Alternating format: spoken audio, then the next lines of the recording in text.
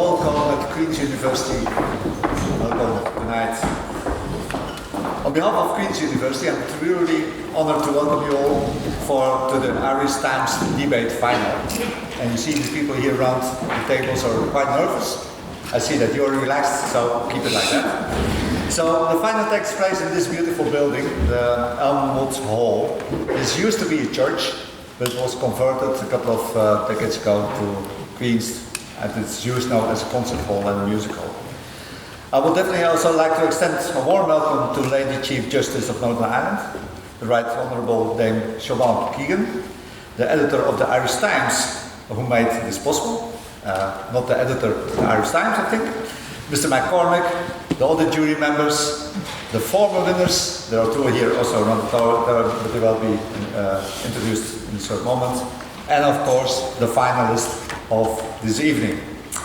The debate final is hosted by Queen's Literary and Scientific Society, known as the Literific, and it was actually the first student association of Queen's, set up in 1850, so it's already a long, long historical time that they are existing here at Queen's. Queen's is celebrated this year, the 180th anniversary. And as part of the celebration, Queen's is very proud to host this event and to welcome all of you. This is a student competition, and we will see that students are very good debaters. I understood that many of them also have a law degree, or at least are trying to get a law degree. And you know, lawyers, and this evening a judge, don't go and debate with lawyers, I always understood.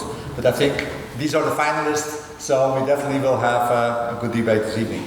I recently moved to the Netherlands, from the Netherlands to Queen's. That's 2 months ago that I started here. And I already found out that Irish people are very, very good debaters. Just go to the local pub. It's very bad for your ears, but you will see, but also if you see the BBC News or something like that, you really see that it's really in the DNA of the Irish people, I would say. But the importance of debate cannot be overstated. I think certainly for students, through debating, students really learn a lot and learn to address controversial topics. It helps students to develop skills such as leadership, team building, and so on. So very important.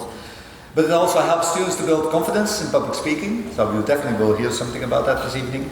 But also to listen to other arguments and to respond on them. And certainly today, we all know we live in a very polarized world. It's more than ever important to stimulate debating. It helps students really to understand opposing viewpoints. And debate, we always think it's just about persuading others, but actually debating is to listen very carefully to what others are saying. So again, in this, we all know that in this period, in this era, people don't listen anymore to each other. So I think it's very important that our students and the future generation has these skills. This event also brings together a lot of universities from different parts of the island. So it's also a very good event that students get to learn each other, but also hopefully you get to learn each other. That's also important. And that's why also Queen's is very proud to host this event for this evening. So with this, again, a very warm welcome to all of you. Have a good evening. Enjoy the debate, and to the finalists, good luck, I would say. Thank you.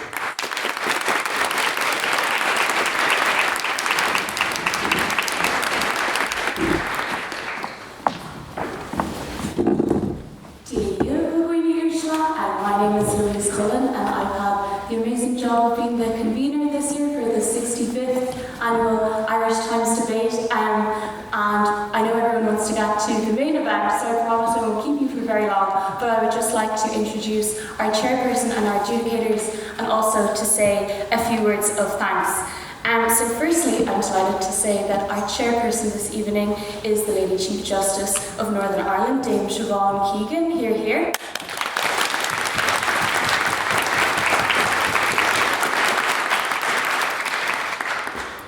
And secondly, a very big thank you to our adjudication panel this evening. And the adjudication panel will be presided over by Ruan McCormick, who is the editor of the Irish Times, if you didn't know. A big thank you also to Professor Geert Dewulf, the Pro Vice Chancellor for Engineering and Physical Sciences in Queen's University Belfast. Thank you also to Professor Brent Northup, the Chair of Communications in Carroll College, Montana, and the organiser of the US tour since 2000. That's a quarter of a century. Thank you also to Hugh Geiger, a barrister, and much more importantly, the team winner of this competition in 2015. And finally to Ciara Tonna Bartlett, who's an associate in Freshfields LLP and a team winner in 2024, thanks to our adjudication panel.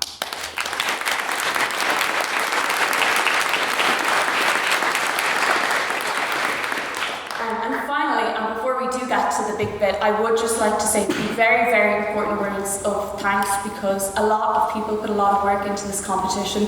Firstly, thank you so much to everyone in Queen's University Belfast for hosting us in this, quite frankly, gorgeous venue as they celebrate 180 years. Thank you also to the Law Society of Northern Ireland, and in particular to the committee of Queen's University Literific, who celebrate 175 years this year. So thank you so much for everything you've done by hosting us. Of course, a huge thank you to the Irish Times for their continued support of the competition, and to absolutely everyone on the team who put so much work into the competition this year. And a particular thanks to Owen Murphy and to Janet Stafford, who does Trojan work, not just this year, but every year. So really, thank you so, so much.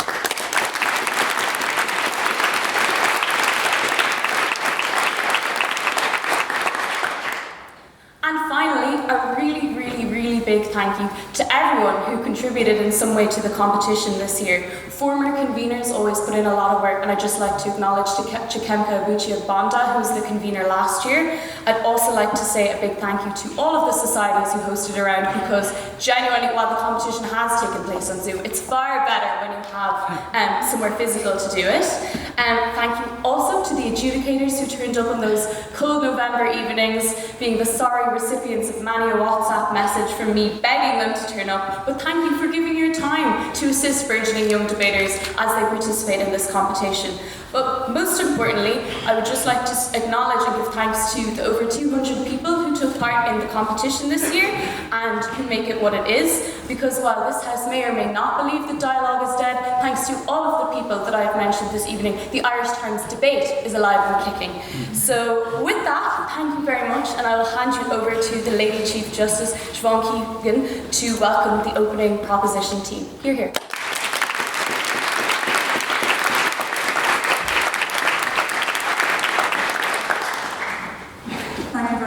Louise, can I say briefly, it is such an honour to be chairperson this evening at this prestigious event.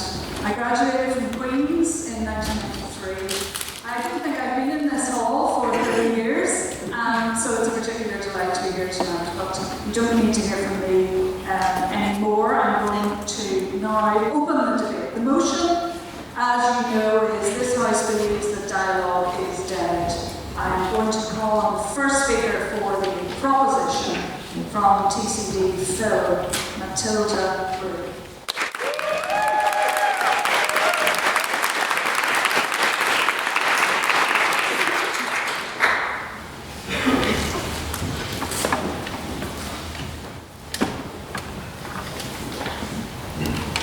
Haec domis credit dialogum mortuum esse.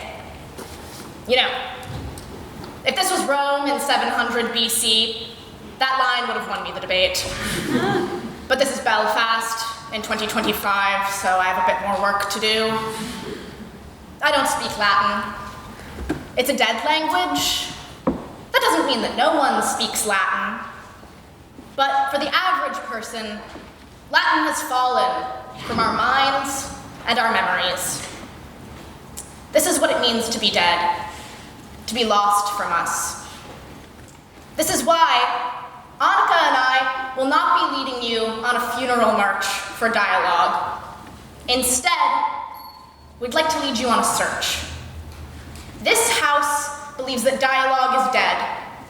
So tonight, we will be searching this house, looking for any evidence that dialogue still lives here. Before we set off, I should tell you what we're looking for. Dialogue requires engagement.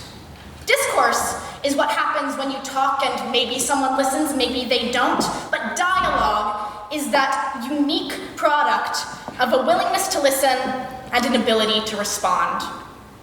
So I'd like to start this search in the heart of the house, the living room. In the living room of our homes, I see people sitting knee to knee, but never truly connecting. The internet has put the world at our fingertips, but we no longer share that world, no thank you. Instead, our engagement shifts to be online, and we are algorithmically herded into echo chambers where we have no chance to engage with alternative opinions. Even in the rare cases that we're presented with different ideas online, these opinions are not represented fairly. They're an exaggerated caricature, a dissenting viewpoint, of a dissenting viewpoint, yes. Saying that dialogue is dead now implies that it was once alive. When do you think dialogue was alive? I think dialogue was more alive when we were more able to engage with each other outside of the artificial worlds that we live in, when we engage with each other person to person rather than in profit-driven social media apps. Even when we are able to see other ideas online, those ideas are presented to us to drive that profit. Dialogue is not profitable. It does not drive revenue. You'll hear from Annika about what we've lost when we are in these individual worlds. You'll hear how families become estranged, how ties are severed. And these losses are the losses of dialogue, the loss of empathy when we see people as faceless profiles, the loss of nuance when we become unmoored from reality. These are tangible losses. We all know this story. Granddad lives alone. He starts out watching the news on YouTube, but the next time you see him, he's been sucked down a rabbit hole and your teenage cousins refuse to speak to him. No, thank you. The opposition may call this dialogue, but there's no engagement happening. This is isolation in action. And this isolation is not only affecting lonely grandparents. Annika will explain to you how an unwillingness to engage has permeated every aspect of our society, all the way up to the people in charge. Wait. No, thank you. So dialogue is lost, and that loss is seeping into our real-life interactions. But I don't want to give up hope. So let's look for dialogue in the rooms where we put our phones down, where we actually engage with each other. But I think you'll find that something is missing. Dialogue is listening, but it's also being heard. I've explained how we're failing to listen to each other, but there's also a failure to be heard. Around the dinner table, this looks like a meal enjoyed by the whole family, while mom scrubs dishes over the sink. She and the billions of women for whom domestic labor is demanded constantly are ignored. They're unheard, overworked and overwhelmed. Dialogue cannot live around the table when women are trapped in the kitchen. In the bedroom, it looks like generations of women being abused by powerful men. Dialogue cannot live where a woman cannot speak out. And this is the greatest failure of modern dialogue. This failure to evolve past the inequalities of yesterday. We are standing in a country with one of the highest rates of domestic abuse on the European continent. One of the highest rates of rape, of femicide. And still, when women talk about it, no one listens. On that point? No. Annika will tell you about the brutal reality that courts fail to convict violent men more times than not. This is a failure of communication. It is a failure of progress. Dialogue is not just our ability to scream. You must be heard. And in bedrooms and kitchens and bathrooms, all around the world, women are screaming for help, but their pleas are not being heard. So it's not just that iPhones have stolen dialogue from us. We have fundamentally lost the art of dialogue. Personally, we're trapped in isolated worlds, cut off from actual engagement, and socially, we're failing at dialogue's most basic commandment, to listen. Because dialogue is more than just senseless noise. I began my speech today with a quote in Latin, but it meant nothing to you. We don't speak Latin anymore. We have forgotten it. Dialogue is lost from us in the same way. It has atrophied from our minds and from our mouths. We are not listening, and we are not being heard. So no, dialogue does not live in this house. Thank you.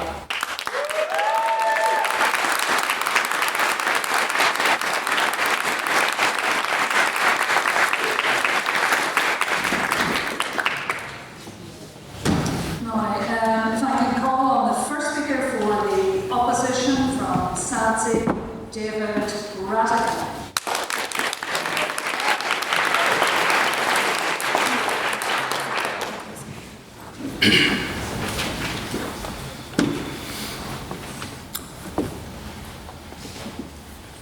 Ladies and gentlemen, this debate, dialogue, is about the sharing of ideas between people. Who's sharing them, how they do it, and what's being shared. The proposition must show that dialogue is broken, that there is no merit to conversation. But we say that dialogue is not dead. Much like Louise thinks that the Irish Times debate is not, we think dialogue is alive and well. Ladies and gentlemen, there is one fact that is central and true to this debate that the proposition cannot defeat, that more voices give us better dialogue. And right now there are more voices in the conversation than there has ever been. That is the point that myself and Emer are bringing you this evening. That far from dying, dialogue is thriving. The removal of barriers to participation in dialogue has given greater access to the conversation and a voice to the voiceless. Instead of being talked about, people have the autonomy to contribute to their own narrative. Ladies and gentlemen, no thank you. Myself and Emer are going to demonstrate this point by posing and answering 3 questions to you in this dialogue debate. First, what kind of dialogue are we seeing today? How is this happening? And who is part of the conversation? Turning first to what kind of dialogue are we seeing today? For this, I want you to picture a group of people having a conversation maybe 40 years ago. No thank you. What do you think they're talking about? The Pope's visit to Ireland? Do you know what I bet they're not thinking of? They're not thinking of managing your mental health, people's pronouns, or definitely not how AI is going to steal our jobs. The core purpose of dialogue, the sharing of ideas, remains the same, but dialogue has developed. There are more subjects on the table, taking into account a wider array of nuanced perspectives, holding more powerful entities to account.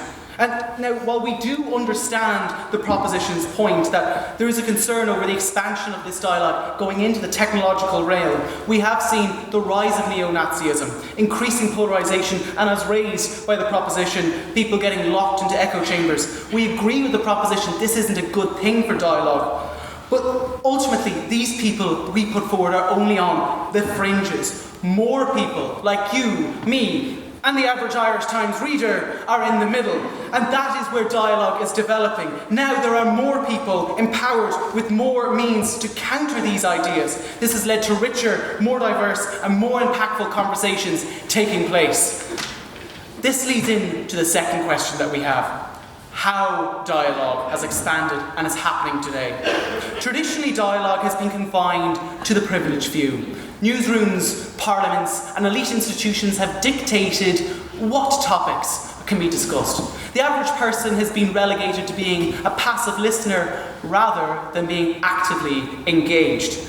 But the modern world has changed that. The internet and social media have revolutionised how dialogue occurs. We disagree with what the proposition says that people aren't engaging. Think back to the Me Too movement. How a single hashtag allowed millions of women to share their stories, forcing governments and corporations to engage with conversations they had long ignored.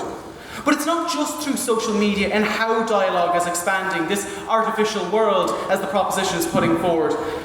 Everyone anyone and their mother has a podcast they'd like to recommend, documentaries such as Andrew Porter's experience in sport has helped help remove the stigma of men talking about their mental health. And people continue to protest, to voice their opinions and views on issues, be that on homelessness, climate change, or the government not taking enough action to stop the killing in Gaza. Yes, please. Would you say that dialogue has increased when people talk about these issues, but there's no response, there's no call and response? Well, ultimately, we think there is a response, as we'll go into. There are protests on the streets that we've seen in response to, for instance, the Gaza issue. And if people want to raise the fact that governments are shutting that down, that shows the power of dialogue. They feel that they are under threat because of the power of dialogue online and those movements that are being made. Now, moving to also our final point then. How dialogue is expressed is growing more widespread because of who is part of the conversation. The shift in dialogue has given us an expansion beyond traditional power structures, involving people who were previously locked out of the conversation. Think to marginalised people, women, minorities, children, victims, LGBTQ, disabled people. Modern dialogue gives a voice to people to contribute to their own narrative, and more voices gives us better dialogue. I think the conversation on the Palestinian people and their story is a clear example. For decades, narratives about the conflict were dominated by Western governments and media. Their voices were not heard. Now Palestine is on everyone's tongue, and this is because Palestinians themselves can tell their own stories through social media, documenting their lives and the horrors that they have witnessed during this conflict. Palestine is now a major policy point for every government. The story of Gaza has been heard, picked up and fought for, from college campuses to city streets all around the world. Modern dialogue has empowered Palestinians to tell their narrative in their story. No, thank you. What, how, and who? Those are the three questions we have for you this evening. No, thank you. What we are talking about, how we are hearing it, and whose voices we are hearing. To claim dialogue is dead is to ignore reality. We live in a time where more people are more informed, more opinionated, and have more access to contribute to the conversation than ever before. More voices gives us better dialogue. There's a better chance of dialogue dying anytime soon than the Arts Council getting a bonus this year.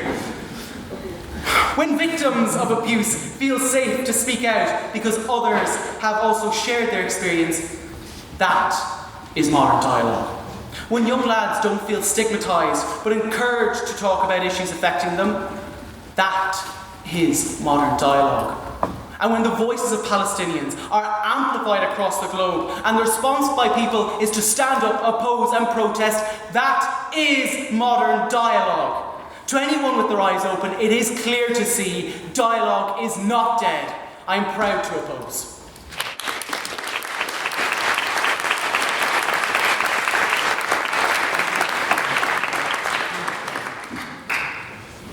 And I call on the next speaker for the proposition from UCD page Stéphane.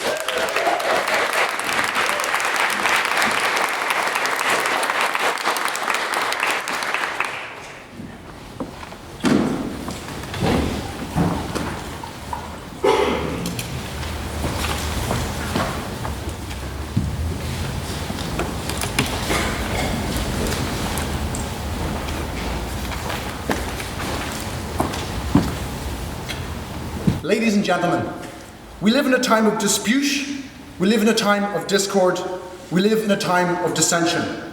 But in a time of dialogue, I think not. But that's probably not the most surprising thing. I'd like you to imagine for a moment a couple, married for a number of years. They have lied, they have cheated, and the hate has festered, grown, and come to a boiling point. And now they are screaming. Insults that cut to the bone are being hurled. Faces are getting red, spittle is flying. Would you describe this as dialogue? Where you cannot trust what the other person is saying, or indeed the other person themselves.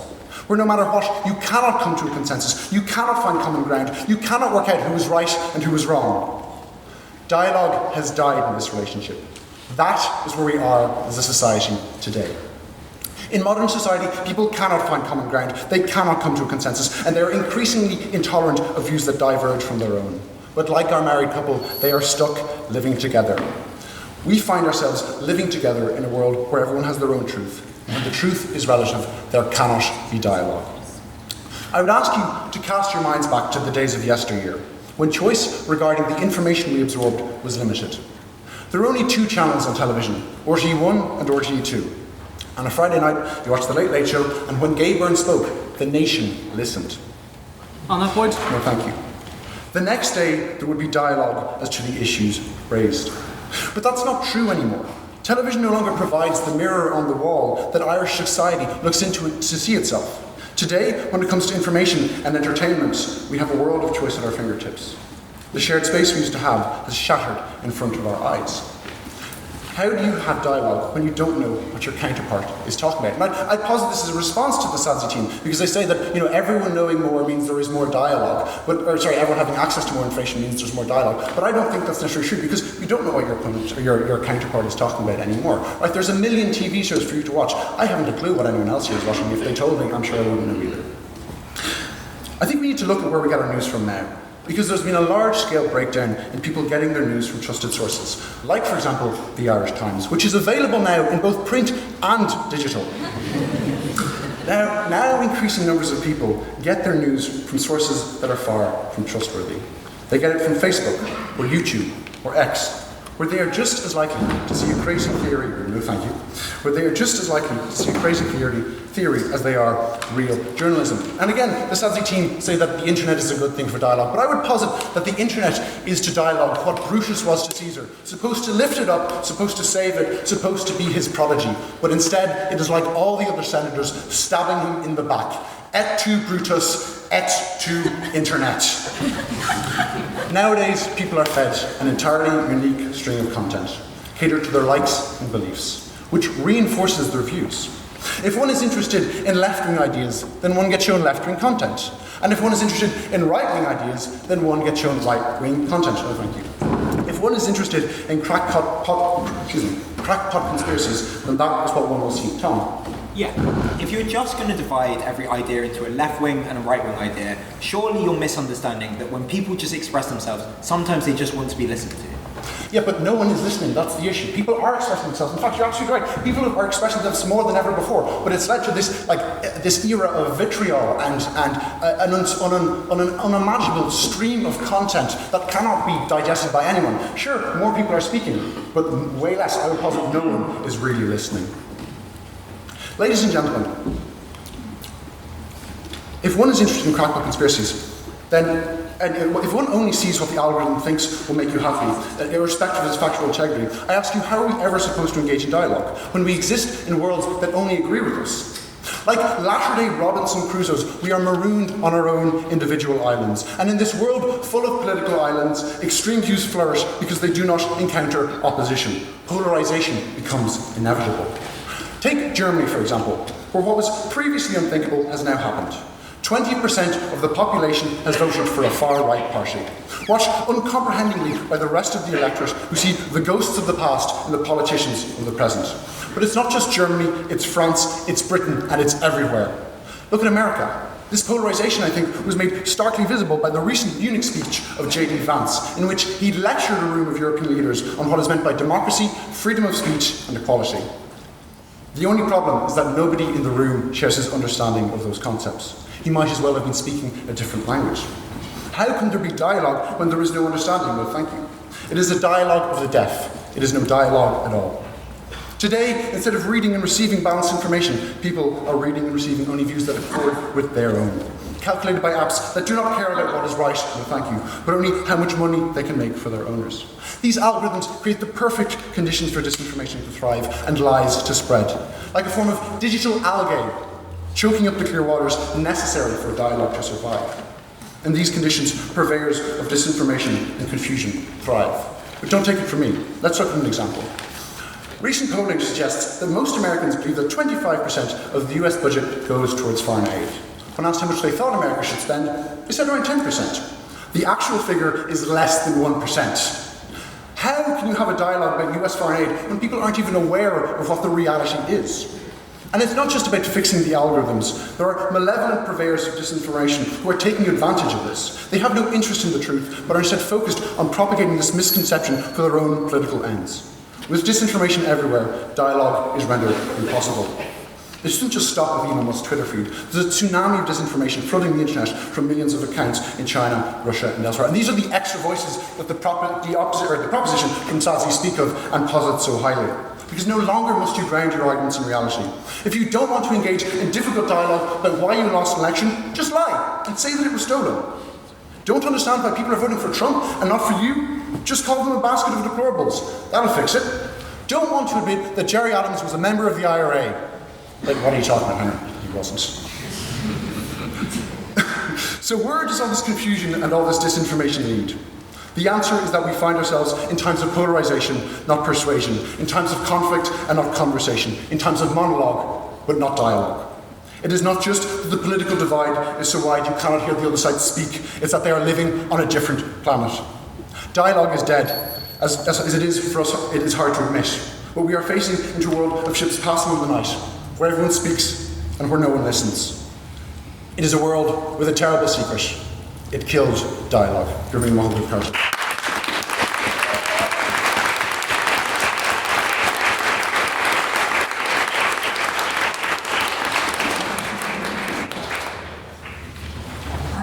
I now call on the next speaker for the opposition from UCD, Prof. Fitzpatrick.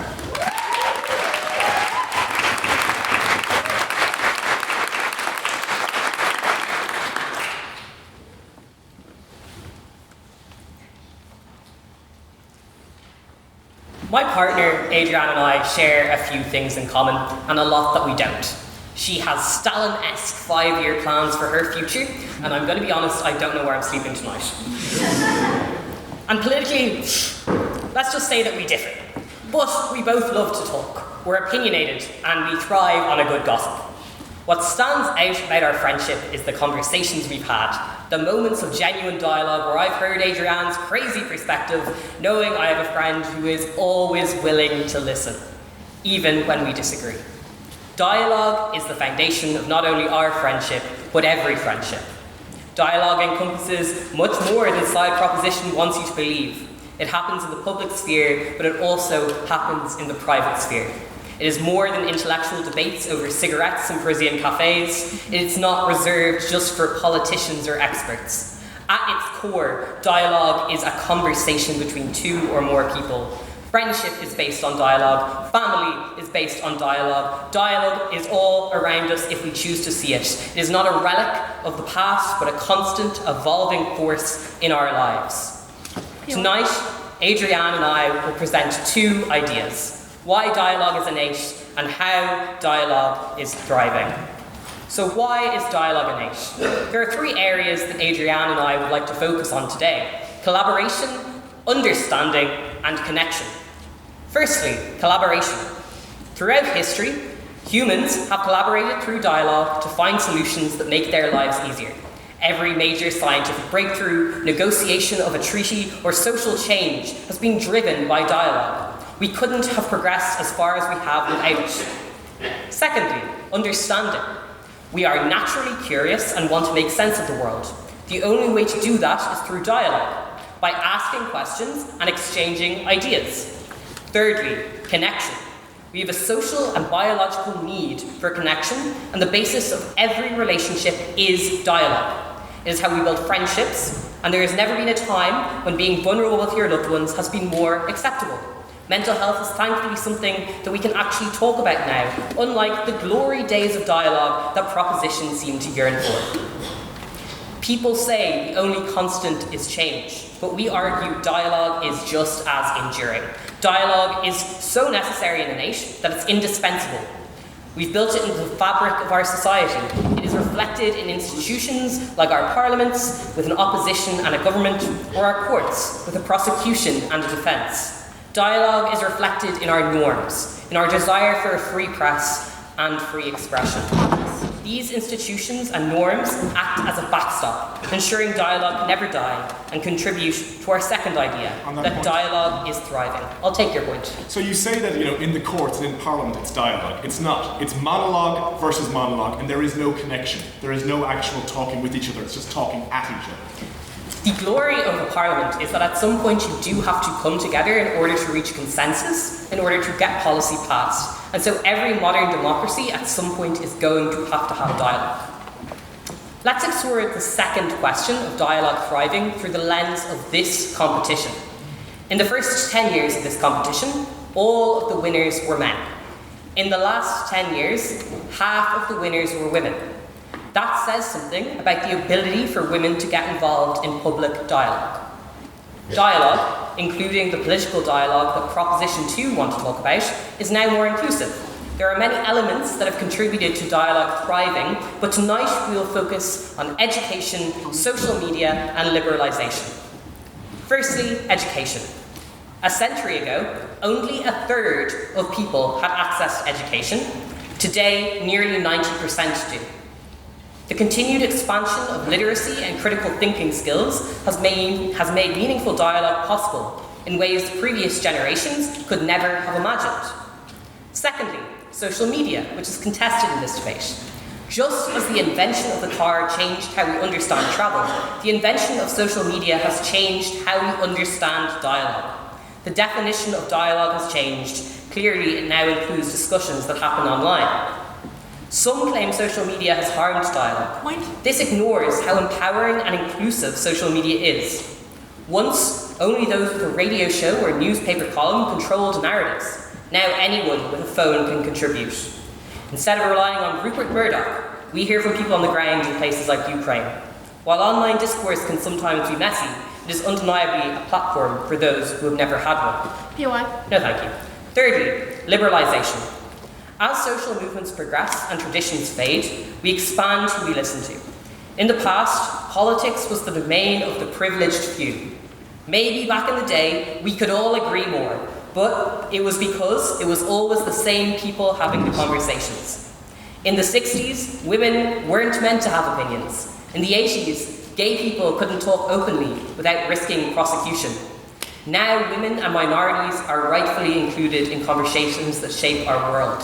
And while we understand the concerns of Proposition 1, we have to recognise the progress that we have made in the realms of inclusivity of women. We acknowledge that dialogue isn't always easy, and it's not linear. Just like any element of human experience, dialogue evolves and grows with us, and we learn how to navigate the difficult parts as we go. Dialogue can force us to engage with perspectives that challenge our worldview. But these are the important and interesting conversations that people engage in because we want to understand and connect with people. So no, dialogue is not dead, it is thriving. Proposition 2 say we can't even agree on facts, and dialogue is dead due to fake news and polarisation. The reality is, this isn't new. For as long as humans have existed, we have contested facts. We have gone to war over false claims about ethnic groups. We have always split ourselves into groups of us and them. Fake news is as old as the idea that the earth is flat. Dialogue isn't just about politics. It's about friendship, family, and human connection. When I reflect on my life, I won't be thinking about how Fox News and CNN disagree on their editorial lines. I'll be busy reliving the conversations with my loved ones. I'll tell stories to my children about being in the Irish Times final, and through dialogue share this experience with them. I'll remember the conversations Adrianne and I shared, grateful for almost all of them. Thank you.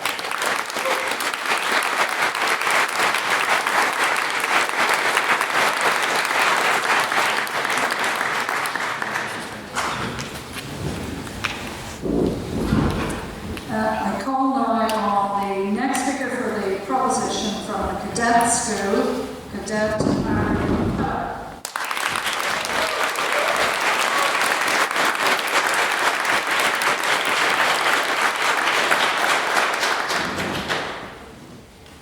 The autopsy is complete, and dialogue is dead.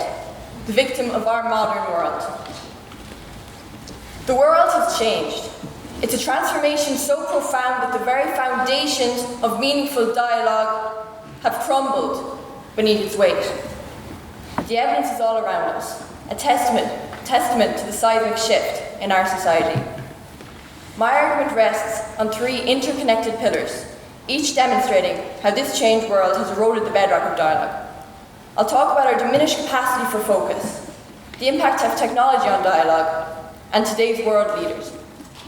Firstly, society has undergone a significant transformation over the past few decades, impacting the very foundation of how we learn and interact.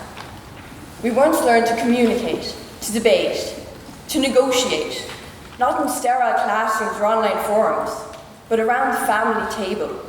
There, amidst the clatter of cutlery and the joy of warm meals, we absorbed the subtle art of dialogue, listening, responding, compromising. Yet, this quintessential scene of family life is becoming increasingly rare. With the faster pace of modern life, meals are now more likely to be grabbed on the go. The opportunity for sustained, meaningful dialogue is diminishing. And simultaneously, the rise of technology has profoundly reshaped how we consume information and engage with the world. Children, from their earliest years, are immersed in digital interfaces designed for short bursts of engagement and immediate rewards, inadvertently conditioning them away from the very skills essential for meaningful dialogue: patience, active listening, critical thinking, and the ability to navigate complex discussions. This combination of shifting family structures and pervasive technology has created a generation less developed for the nuanced and sustained engagement that dialogue requires, leaving them more susceptible to manipulation and less inclined to seek consensus. Our population as a whole is now conditioned for short-term thinking. We inhabit a world of instant gratification, where information is consumed in bite-sized pieces, and complex issues reduced to trending hashtags. Attention spans, bombarded by a relentless stream of stimuli, have withered. On that point? Not yet. We're a society primed for immediate results, not the slow, intentional work of deliberation. How can we expect meaningful dialogue when we lack the patience and focus to truly listen, to grapple with opposing viewpoints, to engage in the give and take of reasoned debate? The very skills required for fruitful dialogue are atrophying, replaced by a culture of reactive, knee-jerk responses. This isn't just an observation. This isn't just a judgment. It's an observation. The world has changed, and our capacity for dialogue has been a casualty. Secondly, the opposition with their characteristic naivety have dismissed the threat technology has on dialogue. Once envisioned as a tool for connection and for discourse, technology has become a powerful instrument for mass influence and manipulation, further accelerating the demise of dialogue. Social media platforms, the primary mode of communication for many, are designed to maximize engagement, often through algorithms that create echo chambers. These algorithms prioritize content that aligns with our existing biases, limiting our exposure to opposing viewpoints and further polarizing our discourse. We are bombarded with targeted messaging, often subliminal, designed to influence our opinions and our viewpoints. Point. And then more recently, the rise of artificial intelligence presents its own challenges. While AI no doubt offers increased productivity, it also carries the risk of diminishing our capacity for critical thinking and problem solving. As AI analyzes and recommends solutions, we become less inclined to engage in the messy, often uncomfortable, but critical work of dialogue. But what is lost in this process is the collective ownership of solutions, the deep understanding that comes from grappling with complex problems through dialogue. The world has changed, and technology, far from being a catalyst for dialogue, has become another nail in its coffin. The very skills required for dialogue, listening, empathy, and compromise, are not being fostered in our current technological environment. In fact, they're being weaponized to undermine it. So do you think the only way to use your voice is to speak in a debate, or the only way to listen is to hear reasoned arguments? Do you not think people can express themselves in different ways? They can express themselves in different ways, but this is different to dialogue. You can't achieve dialogue through a screen. You can converse, you can have discourse, but you cannot achieve dialogue. Which brings me to my third point. The global leadership landscape reflects this shift, increasingly dominated by autocratic figures who shun dialogue in favour of unilateral action. Trump, Putin, Netanyahu, whose styles are characterised by executive orders, edicts, and the formation of political structures designed to support their agendas, often sidelining established democratic processes. These leaders don't seek consensus. They impose their will. Reference the Munich Security Conference, as we've already been reminded of by the proposition. The world has changed, and its leaders have adapted, leaving dialogue in the dust. We're witnessing countless examples of this in international relations.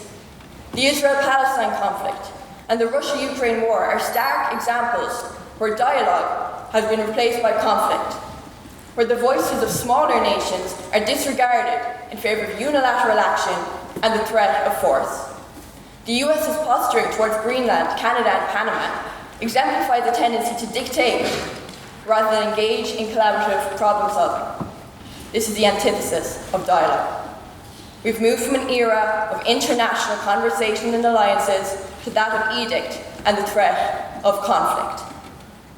In conclusion, the opposition may fully believe what they're saying, wallowing in their own echo chamber, but out in the real world, with autocratic leadership, manipulative technology, and our own diminished capacity for focus, that imagined world of flourishing dialogue is a fantasy.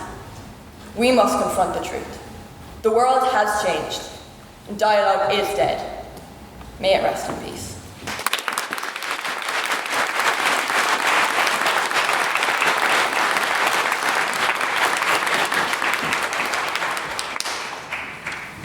I call on the next speaker for the opposition from TCD Hist, Tom Francis.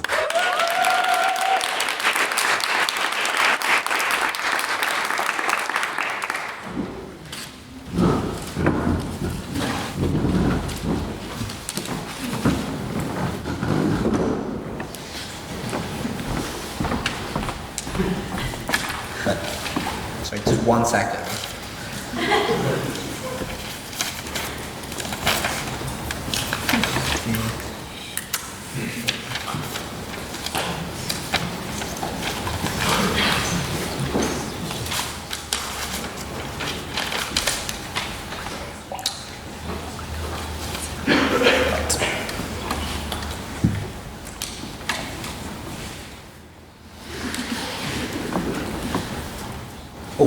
One more, sorry. Just so I can time myself.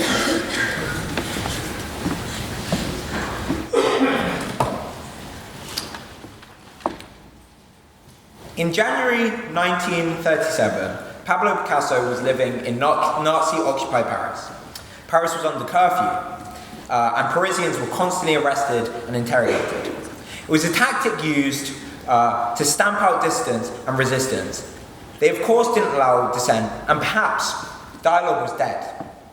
On one occasion, the Nazi secret police were searching Picasso's apartment, and one of the officers spotted a photograph of Guernica, a painting commissioned by the Spanish Republican government to depict the bombing of a city by fascists who were supported by the Nazis. The officer, on seeing this work, asked, "Did you do this?" Picasso replied, "No, you did." Of course, the proposition in this debate are now thinking, "Aha, Picasso, you fool! The Nazi officer didn't paint the Guernica." But proposition, you are the fools. He didn't mean it literally. Because Picasso understood that art is dialogue and a conversation and a response to the historical context that it exists in. If it's good enough for Picasso, then it's good enough for me in this debate final. Art is dialogue, and art will never die. When a painter creates their masterpiece, or when a DJ creates some sick mixtape, or when a plucky, young, charming, devilishly handsome English debater gives a speech in the Irish Times final, they are all creating art.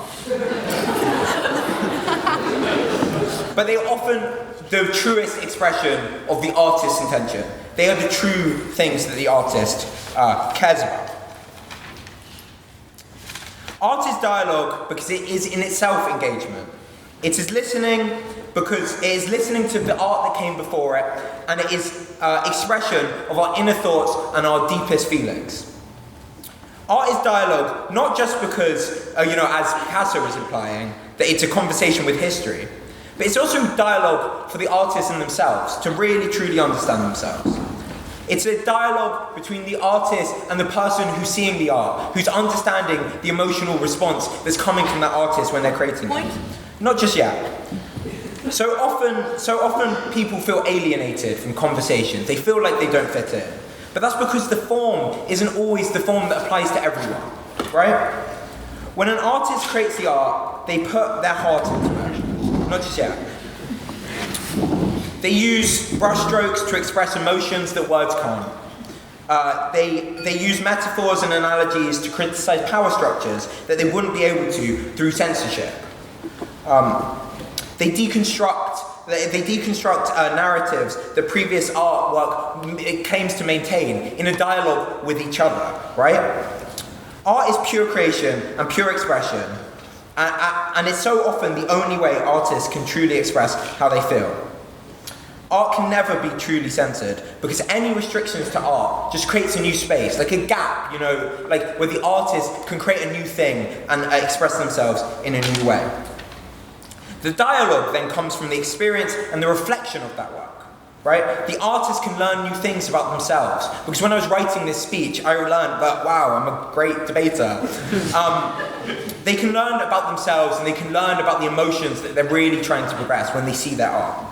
But they also engage with the observers, of course, right?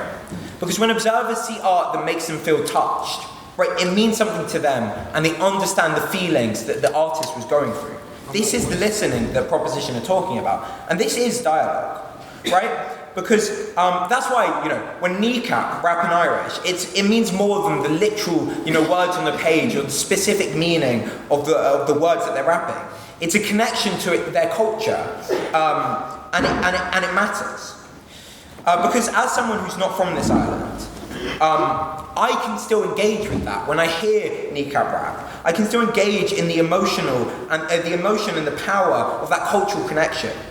I can understand the feelings being invoked by the language they're using from that culture being ripped away from so many. But this emotional feeling isn't just me, right? Just a second. It's not just me. Because as a critique of the British control of the Irish language, as a film that they created, it literally won a British Academy Film Award, right? This is incredibly impressive insofar as the content is something that maybe British people don't want to hear, as they say, but they still hear it and they still experience it. So art can never die. Yeah, go on. So the eternal words, I'm blue, dabba-dee, dabba-die, dabba-dee, dabba-die, was that in conversation with history or perhaps something else? Yeah, sure. I don't know. It was an expression of meaning and it was an expression of something that's important. Sure, it makes you happy, it makes people laugh here, but that's also a meaningful experience. It doesn't just have to make you cry. Authoritarian regimes throughout history knew this, right? That's why they stamp out artistic expression at every turn. They burn books and they close museums because they realize the power of art and they realize its ability to create a shared experience and change minds. This is dialogue, right? So when they try and get rid of it, they still never can because they can't extinguish the creative spirit that artists really care about, that freedom that comes from producing the art. They can ban certain symbols, but the artists create new symbols. Or they can ban certain words and expletive, but they just create slang.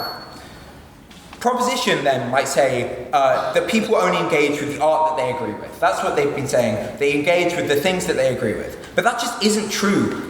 You guys know that you often engage with art of people that you don't really necessarily like because you like the experience that you get from it.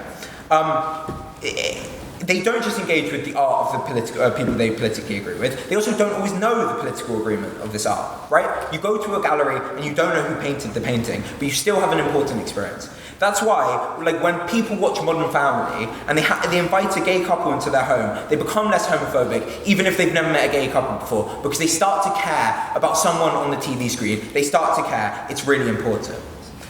And it's why the most popular and most viewed sports event in America has Kendrick Lamar performing about like being a black man in America and about criticizing American empire, and people watch because it's really entertaining, but it's also really valuable. So that entertainment is why people watch it. So dialogue isn't just the male, stale, pale men in the Irish Times final with charming English accents in a tuxedo. It's the artists who express themselves with the language that they understand, and it's the people who listen to that art because they care about that art. I think art's not dead because I think dialogue's not dead because art can never die. Thank you.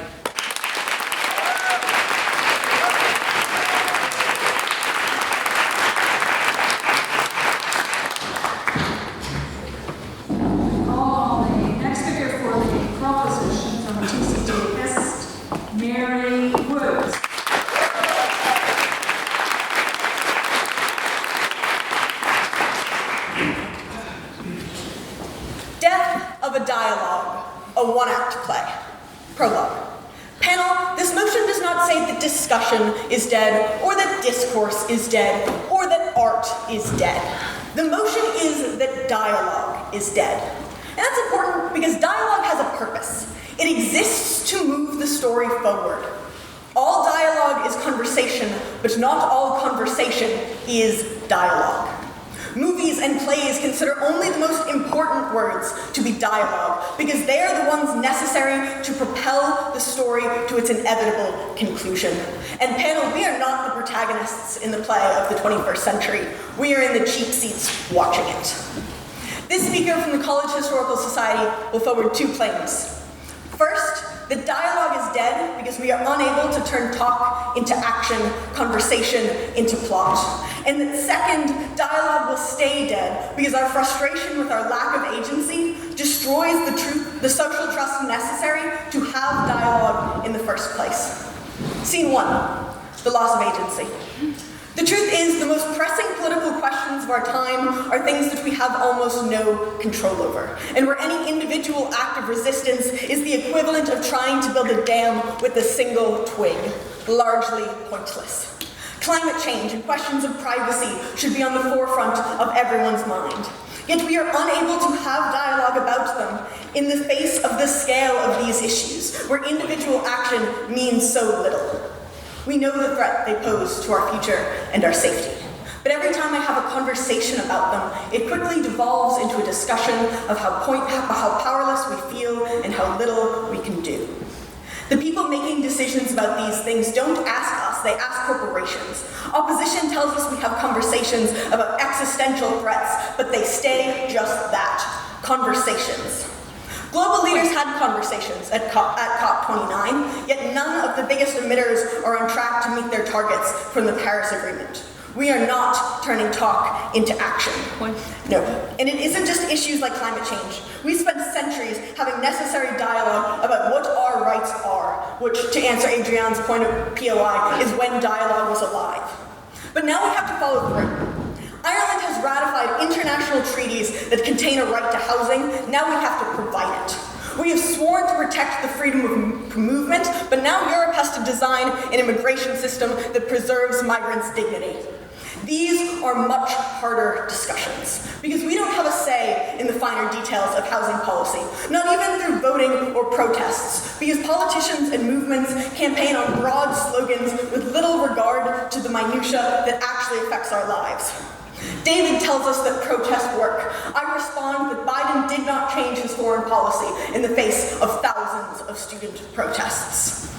And furthermore, we get frustrated when forced to make trade-offs between multiple things we consider deeply important, as if we could ever truly choose between spending money on education and spending money on healthcare. Dialogue is dead because we are unable to move the political needle on the issues we care about most. On that point? No. Scene 2, the cornered animal. Not all issues are as daunting as climate change, but even on issues like housing, we see a general distrust of the government and their ability to address the issues that matter. And confronted with that doubt, we lash out. We do not have the heart-to-heart conversations that opposition suggests. Rather, we behave like animals trapped in a corner, lashing out at both those that are against us and those that are with us, which is why we are unable to affect change on even the issues we have marginally more control over. The problems that my colleagues on side proposition have pointed out are clear. Increasingly, we see people on the right who believe the system does not work and choose to tear it apart with no plan for the future. And on the left, we have seen that the quest for perfection, perfect activism, perfect politics has left them angry, divided, and bitter. But this is where I part ways with some of my colleagues on side proposition. Because this isn't why dialogue died. Rather, it's how we know it's dead. Because if we thought our conversations mattered, if we thought our words held power, we would use them more constructively. Rather, the vitriol of political discourse is a result of a political climate where we feel that we have no power and we react in anger to that reality. Mary. 1 second. We blame our fellow citizens, and in doing so, we throw away our chance of even attempting dialogue. Yes, Tom? When minorities use their voice in the way that they choose to express themselves and gain rights because people hear them in their headphones or see them on their screens and start to care about these people, I think it does change their lives when people care about others in diverse ways. I think that it's important to care about others. I'm unclear how caring about others inherently leads to political action, which I think is the gap that I'm trying to point out. Scene 3, our own worst enemy. I expected opposition to argue that dialogue isn't dead because it can be brought back to life. I've clearly been wrong, but I'm going to stick with it. The difference between dialogue being dead and dialogue being diseased is whether or not it can come back to life. And despite the fact that democracies tend to deify dialogue, it will not rise on the third day. Because in our acts of ignorance, our acts of anger and naivete, we have signed its death warrant. Social trust is the bedrock of dialogue. In order for our conversations to produce change, we must act in good faith and be willing to listen. And that requires believing that the conversations will matter and that the people we are talking with want the best for our community, our country, and our world. But increasingly, we've started to doubt that. We look at each other with suspicion and question whether or not we are informed enough to vote, unbiased enough to judge, and kind enough to lead. And we simply don't talk to the people who don't meet our standards. And every bad conversation, every one-sided debate, every time someone gets canceled for something that's a little bit petty, we trust each other less. And this matters, because we stop attempting to have dialogue. We stop asking for other people's opinions, we stop participating in elections, and because we are not willing to hear each other out, we cannot have conversation, let alone dialogue. The second effect is the democratic backsliding that we have already seen around the world. Because when we don't trust each other, we become increasingly susceptible to wannabe dictators who feed off that distrust and weaponize it against us. One of the reasons that audiences don't talk during plays is because nothing they say will change the outcome on stage. Because they have no dialogue, and panel, we are the audience.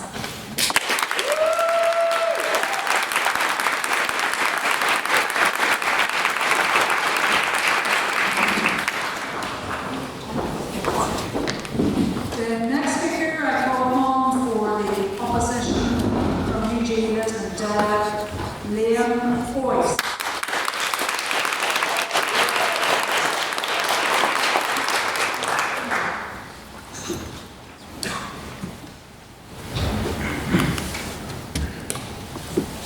Wherever we come from, whatever our aspirations are, we can and we must build our future together. Those are the words of Michelle O'Neill as she stood up in the Stormont Assembly Chamber last year and accepted the position of First Minister. Now you may wonder why I picked out that quote, because out of context it just sounds like the lyrics of a corny Eurovision song. And a bad corny Eurovision song, of course. But ladies and gentlemen, the significance lies in who is saying it and why. See, Michelle O'Neill doesn't appear to be your typical First Minister. She's from Tyrone, and we'll forgive her for that, eventually. She's a woman, of course, but more significantly and obviously, she's a Catholic and she's a nationalist. Now, some might downplay the magnitude of that moment, or dismiss it as nothing more than symbolic. But as those who grew up here will verify, symbolism is never nothing. Friends, Michelle O'Neill became First Minister in a state designed for that to never happen. And it's impossible to overstate the fact that dialogue has allowed it to happen. Dialogue from both the most recent phase of negotiations and dialogue dating all the way back to the beginning of the peace process. Somebody like Michelle O'Neill doesn't just accidentally fall into the job of First Minister. She wasn't wandering the halls of Stormont one day, happened to come across a vacant office and called finders keepers before the DUP got there. Yes, she was given absolutely a plurality by the people, but she was elevated into the position through agreement and dialogue with her unionist colleagues.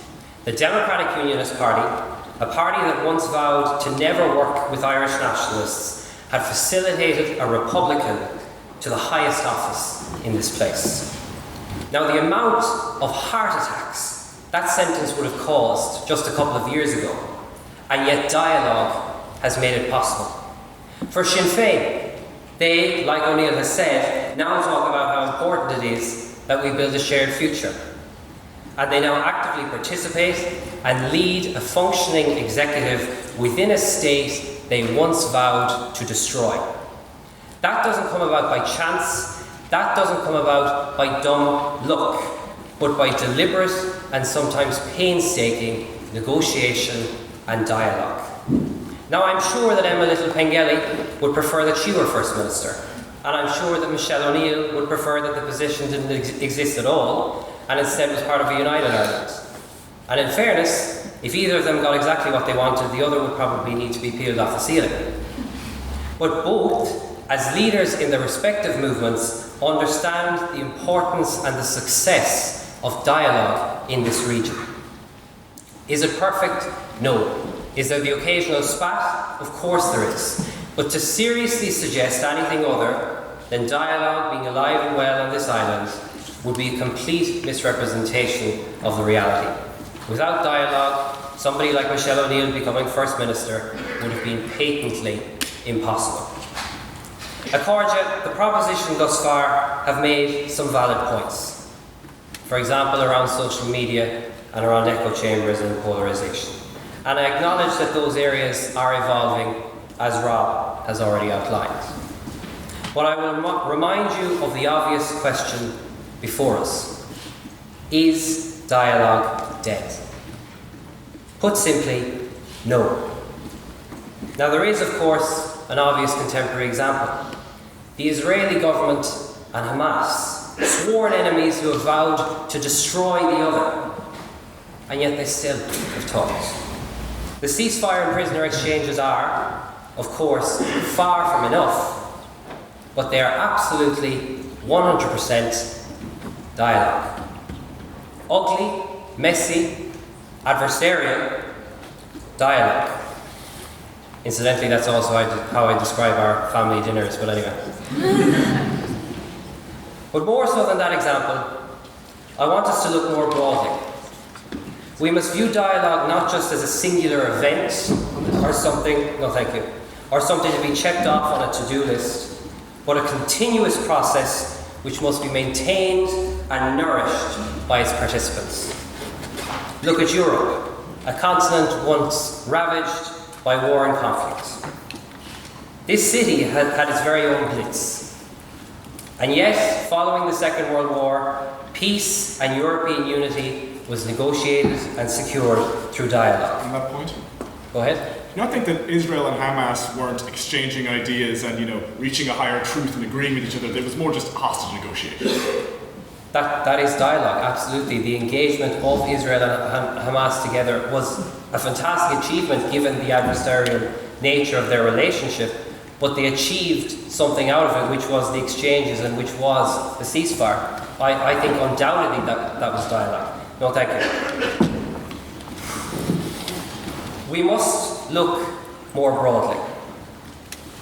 We must view dialogue not just as a singular event, and we must acknowledge that dialogue didn't end in the 1940s. It has continued to this very day.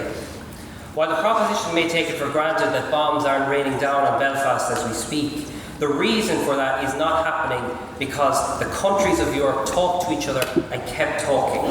Our diplomatic relationship with Germany, France, Italy, or any other ally isn't a given, but a constant process which is being continually maintained, including right at this very moment, through dialogue. And so today in this great city, which has nothing on Galway, by the way, but I digress, I would ask you, my friends, to look around you. In this beautiful hall as we debate here this evening, we don't need to worry about bomb threats, and we don't need to worry about our physical safety. The conflicts that would have caused them have been brought to a negotiated end, and the process of dialogue continues to ensure that our safety is protected. And so, to my friends in the proposition, I would ask you this. If dialogue is dead, then why aren't we? Thank you.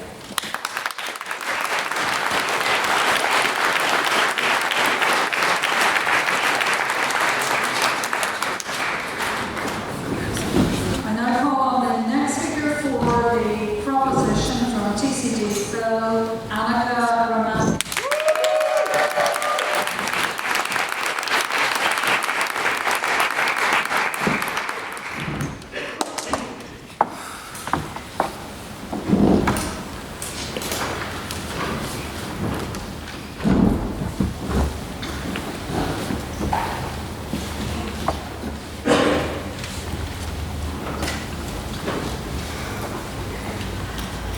Tonight, you've heard a lot about dialogue, but I want to remind you about the fundamental difference between dialogue and discourse, because I think this is what the opposition misses.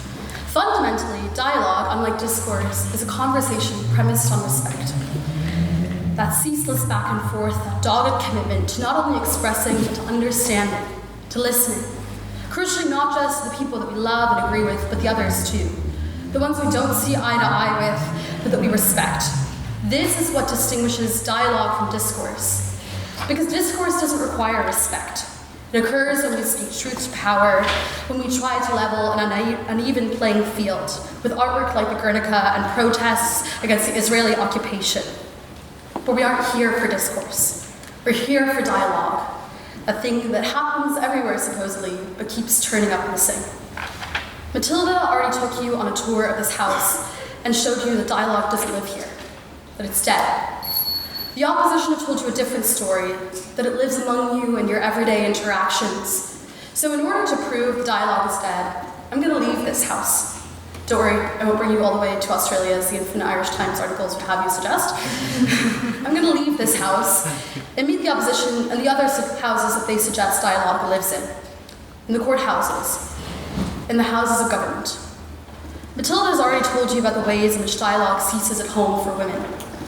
But the much more sinister reality is that the women who leave the house, who cry for help outside their home, have their cases fall on deaf ears. In the last year alone, the Northern Irish Public Prosecution Service found that only 27% of decisions with regard to sexual offence were prosecuted. Tonight, the opposition has tried to paint you a picture that more voices means better dialogue and that things are getting better. But like the courts, they fail to hear these women. On that point? Oh, thank you.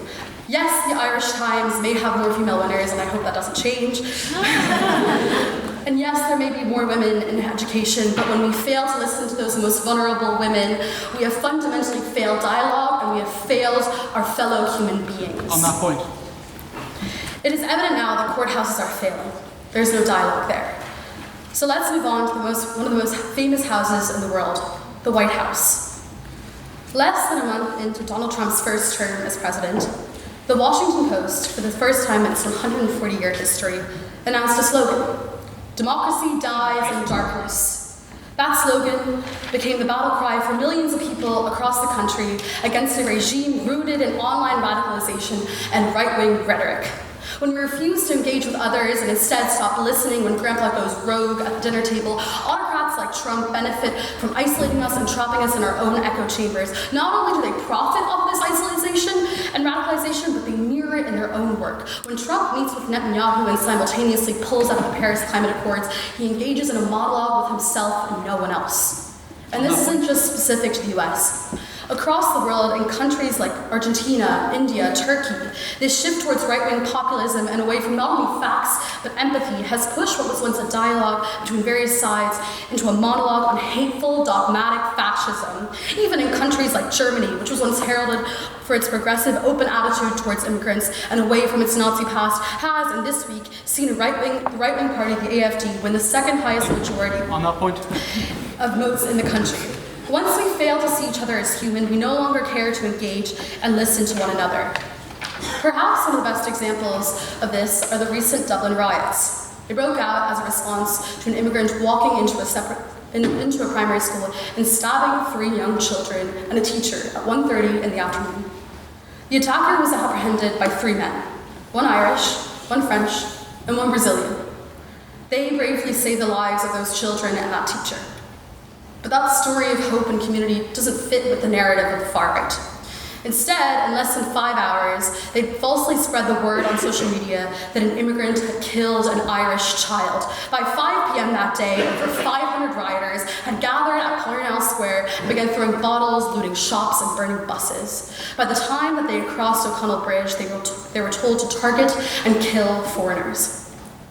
At the time when the riot broke out, I was celebrating Thanksgiving, the American tradition built on community and giving thanks. The mashed potatoes had just come out when I got a call from a friend telling me not to come into college, to stay far away from the city centre and not to even go back to my flat. They don't care who you are, Annika. They will just see the colour of your skin. The rioters didn't care about my immigration status. They don't care to know where I'm from, that I've shivered through Pittsburgh winters and delighted in Dublin summers, that my favourite flavour of ice cream is probably the same as theirs, double chocolate. They don't care because they can only see as far as brown skin and hear as far as their own Twitter feed. When we disengage in dialogue, we allow misinformation about the people around us to seep into the very foundations of our society and erode the underpinnings of our democracy. The death of dialogue has meant a loss in empathy and a rise in violence. It is perpetrated by the most powerful and felt by the most vulnerable. Sure. We engage with dialogue when we welcome artists who are diverse into our homes and we truly empathise with them. It's not empty when they cry at chicken run because they care about plastic chicken. But this is crucially different, because when you make art, there's a difference, because you're speaking truth to power. You can easily consume art and think blue dabba dee dabba da is not actually like speaking truth to power and you can happily engage with it. But the truth of dialogue is that we have to meet each other where we're at, and we're simply not doing that. This is the reality of the world that we live in. Make no mistake, Matilda and I believe in dialogue. We believe that, like Latin, it was a language that was once living, spoken by so many, but now you can see glimmers of it around on the outsides of buildings and the insides of textbooks. But that dialogue, the one of listening to each other and respect and good faith, is dead. We don't do that anymore. Dialogue isn't coming back, not just to this house, but to all houses. But we don't have to live like this. We cannot resurrect the dead, but we can make a choice to start living our lives. It requires us to be brave. It requires us to be vulnerable, but we have to break out of these echo chambers and start listening and believing in each other. So tomorrow, when you're scrolling or flicking through the Irish Times, we don't discriminate, and see that Matilda and I have won, after that, stop yourself. Put your phone down. Go outside and wave to your neighbour. Ask them how they've been. And listen. Really listen. Thank you.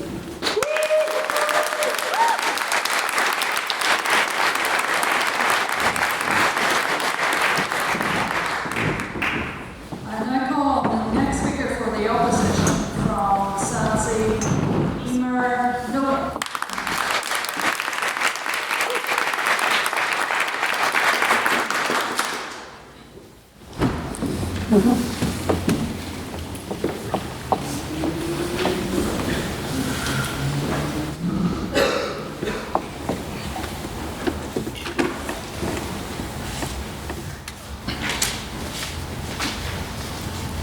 Aristotle said that a female is a female by virtue of a certain lack of qualities. So if you asked one of the founding fathers of dialogue to participate in tonight's debate, they might say that it died the day that women entered the conversation, but times have changed. Ladies and gentlemen, modern technology has given a voice to the voiceless, and more voices have given us better dialogue. The internet has allowed for the circumvention of traditional power and societal structures, giving those traditionally locked out of conversation, like women and minorities, access to the information that they need to participate in the conversation and the platform to do so. In people's pockets, there sits a library and an amphitheatre. The question tonight is, are people listening when we talk? And are our conversations meaningful? However, propositions say that echo chambers have just arrived and that sectarian and political polarisation are a new problem. However, these have always existed. There has always been a division. Democrats have always read the New York Times, and Republicans have for many years watched Fox News. Point of information. We accept that the problem has gotten worse, but dialogue is not dead, and this is not a new issue. Because within these algorithms, there are communities where people feel heard. People otherwise isolated can connect with others with the same shared experience, something they may not otherwise have found. And although proposition would have you believe otherwise, there is empathy on the internet. The power of true censorship has disappeared. Ideas are no longer concentrated in state media and approved literature, even online, where tech oligarchs have attempted to manipulate our feeds through shadow banning and filtering of content. True control is impossible, because people find creative ways to speak out in a manner that cannot be stopped because they are committed to spreading their truth. When TikTok and Meta tried to censor Free Palestine comments, the watermelon emoji became a universally understood proclamation, and users learned a new language of half-rhymes and misspelled words to evade bots. People have been defiant in the face of these limitations. David asked you what kind of dialogue we see today, and told you that everything is up for discussion. In Ireland, we are the generation who have campaigned for marriage equality, for abortion rights, and for mental health awareness. This is the generation that refuses to make polite conversation. The era of not a conversation for the ladies is bygone, and we are finally discussing our challenging and often uncomfortable past. Panel, dialogue cannot be dead when we have only just begun to speak freely. David explained how dialogue takes place today, but this new wave did not abandon the old ways. Traditional media still plays a crucial role in our society. It is just no longer the only option. The media has adapted. I'm not just an Irish Times reader, I'm an Irish Times app user and Inside Politics podcast listener. And on opposition, we say there is no truer form of dialogue than a podcast. Because when Kamala Harris appeared on Call Her Daddy, the most popular female-hosted podcast in the world, she engaged more young women in a discussion about their reproductive rights than ever before, women she would not otherwise have reached. New methods of dialogue have opened it up to the masses, making it more acceptable and digestible to its audience. David asked you, who is a part of modern dialogue? How is it we came to know Giselle Pellico's name? And how did her story become a dialogue? Beginning as local news in Avignon, on seeing the story and her bravery, women locally started a conversation so large that it spread like wildfire. There is no comment section on a broadsheet, but here women needed no title or credentials to participate. They commented on posts or under online news articles, sharing their own stories and asking questions about their own relationships, their sons, their brothers, and what needs to change. One woman's story started a global discussion so large her name became a household one. It started a fresh movement, a discussion about how consistently cases like this have been hidden behind veils of shame and powerlessness. In a world with Giselle Pellico in it, dialogue cannot be dead. Throughout history, educated elites have bestowed upon themselves the title of expert. Even in 2024, a French director decided he was the best person placed to make a film about the gang violence and silent suffering experienced by the Mexican people. Somehow, the musical number crudely detailing the different stages of a sex change operation wasn't even the most offensive part of that movie. And so this started a dialogue, a conversation spearheaded by Mexican people, enraged by the ignorance and the disrespect displayed. In the past, this disquiet would have been contained to Mexico, and the film would have continued to sweep the Critics' Choice Awards. This year, viewers want to know what else they can watch instead. I'll take a point. Yeah, you bring up Kamala Harris coming on Call Her Daddy and people listen to that and learning. But what about all the men that listen to Donald Trump and Joe Rogan and start to believe all the lies that were spewed on that with no fact-checking? Perfect. So like we've said, David explained to you the fringes. We think that on proposition, you might be ignoring the middle of the discussion. We understand that dialogue has become more extreme and that there are more people who have found themselves on the more extreme ends of argument. But there are many people here, like David said, like myself, and all of your good selves here, who are not a part of that conversation. We are still having respectful dialogue. It is not dead. David told you how the Palestinian people of Gaza have been given a worldwide megaphone. We have moved beyond the consumption of news. Spectators have been directed to books and literature, resources now available for free to everyone, allowing for critical dialogue, considering our own country's role. Without the participation of the Palestinian people in this conversation, the narrative would look entirely different. The very idea that this is a genocide originated through social media and through independent journalism. Palestinians have been able to tell their own story. Because no one has offered more to our conversations than women like Giselle Pellico or the citizen journalists of Gaza oppose.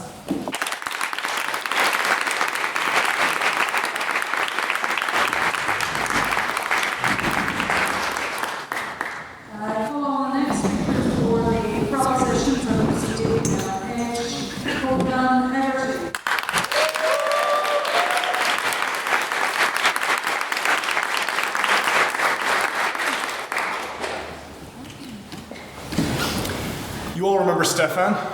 He was the one that told you about that nasty married couple. The one that couldn't agree on anything. The one that engaged not in dialogue, but in screaming, cheating, and lying, till neither were listening to each other, and the truth became warped beyond recognition. What he failed to say was that that analogy was based on us. We are trapped in a loveless, debating marriage. Worse than that, Stéphane signed a prenup, so I can't even get some money out of this. Nevertheless, I'm standing by my man tonight to put an end to the conspiracies being peddled from the opposite benches. Do not let the opposition pull a weekend at Bernie's on you, propping up the corpse of dialogue, sticking a pair of sunglasses on him and saying, "It's alive." Dialogue is dead. The truth has become relative, and dialogue cannot occur when the truth cannot first be agreed upon. The solicitor's apprentices here tell us that more voices and more protest is evidence that dialogue still lives. But more voices shouting vitriol over each other online means it is tougher to hear them. And protest is not dialogue. The pro-Palestinian protesters in Columbia University in New York were not met with an exchange of ideas. They were met with handcuffs. On that point? And on the fringes of society here, well, I hate to say, we can no longer deny that Donald Trump's ideology is the fringes of society when a majority of Americans vote for it. Okay, these so-called fringes now control the conversation. That is undeniable. No thank you.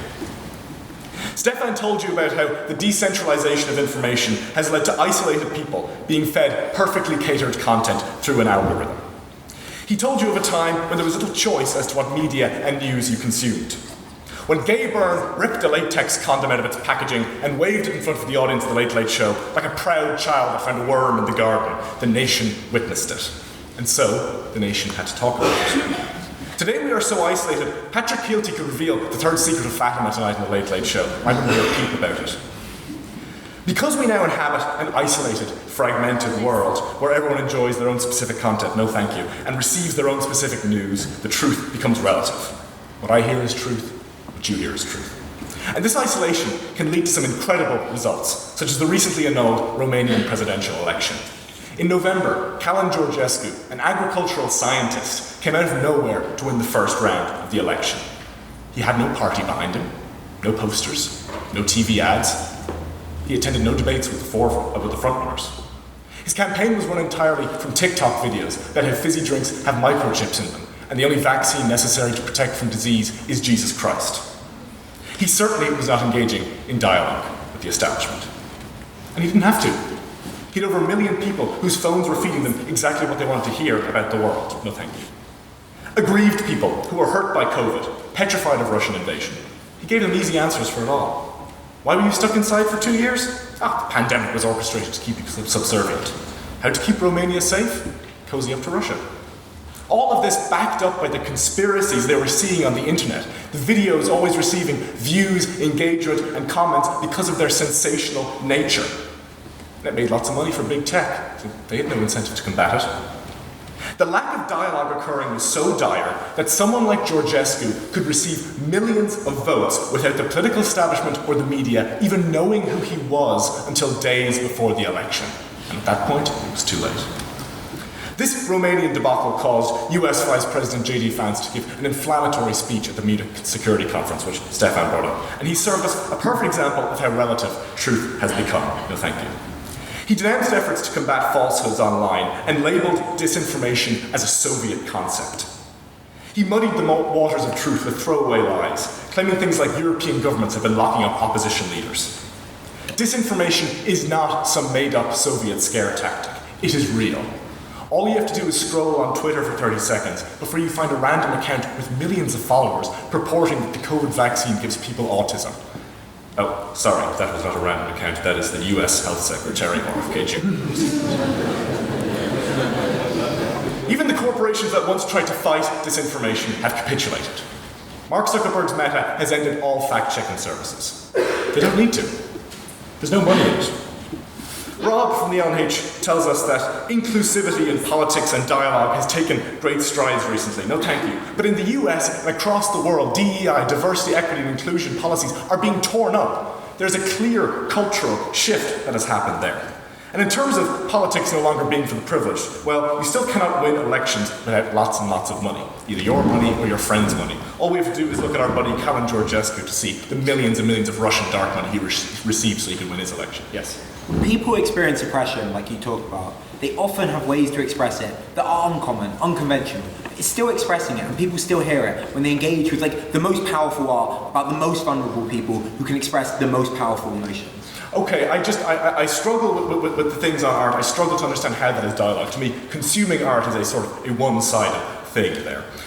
So, no one wants to admit to falling victim to this isolation.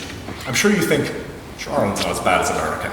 I'm sure you think that we're all custodians of dialogue here.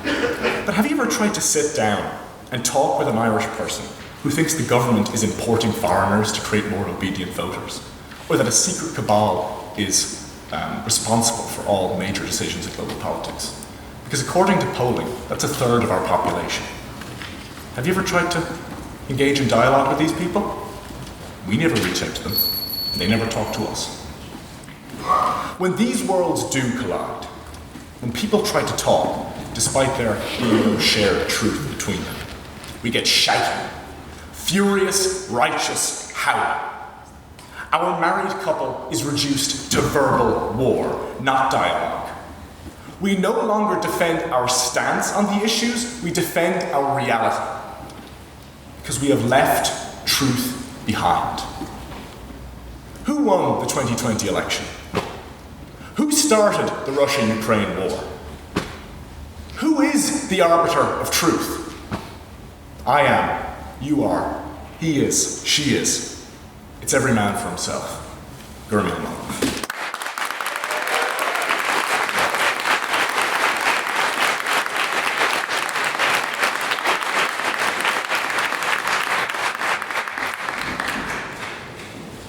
So I call on the final speaker for the opposition from UCD, LMH, Adrianne.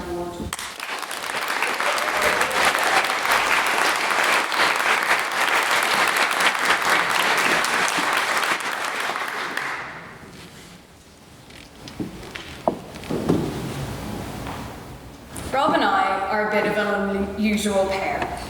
I study law. Rob likes to break them on occasion. Rob is doing his thesis on Samuel Beckett. I asked, why is he doing a thesis on a bridge? Like any two people, Rob and I differ. Despite that, we got chatting one day in UCD and haven't looked back since. We share friendship, which, like any friendship, could have only come about through dialogue. Dialogue is not reserved just for the public sphere. In the private sphere, every day, we all engage in dialogue that shapes who we are. Throughout this debate, side proposition has focused mainly on political dialogue, or big, important, newsworthy conversations. Rob told you at the start of his speech that much like many other concepts, there is a public aspect to dialogue, but there is also a private one. Much like modern society, this debate has sought to relegate the private sphere, which is conveniently where most female-focused dialogue happens. But why isn't a conversation between a mother and a child just as important? These are the conversations that shape us as people, and we should value them in this debate. Dialogue is at its core a conversation between two or more people. Dialogue encompasses much more than what side proposition wants you to believe. Proposition have rested their case on political dialogue dying. Dialogue is about conversations with friends and family. Disinformation and polarization does not affect these types of conversations, and this is the dialogue that really matters. It is most of the dialogue that we engage in. In reality, political dialogue is only a small part of what we are talking about tonight. Proposition have failed to contend with the fact that because of openness about mental health or liberalisation or a wide number of other factors, dialogue in the private sphere is thriving.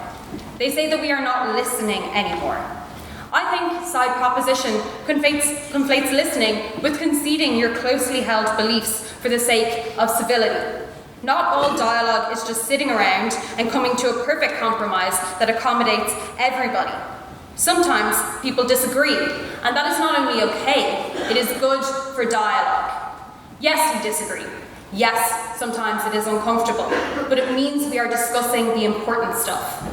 We continue to engage in this dialogue, and we are not ships passing in the night because of what Rob told you about.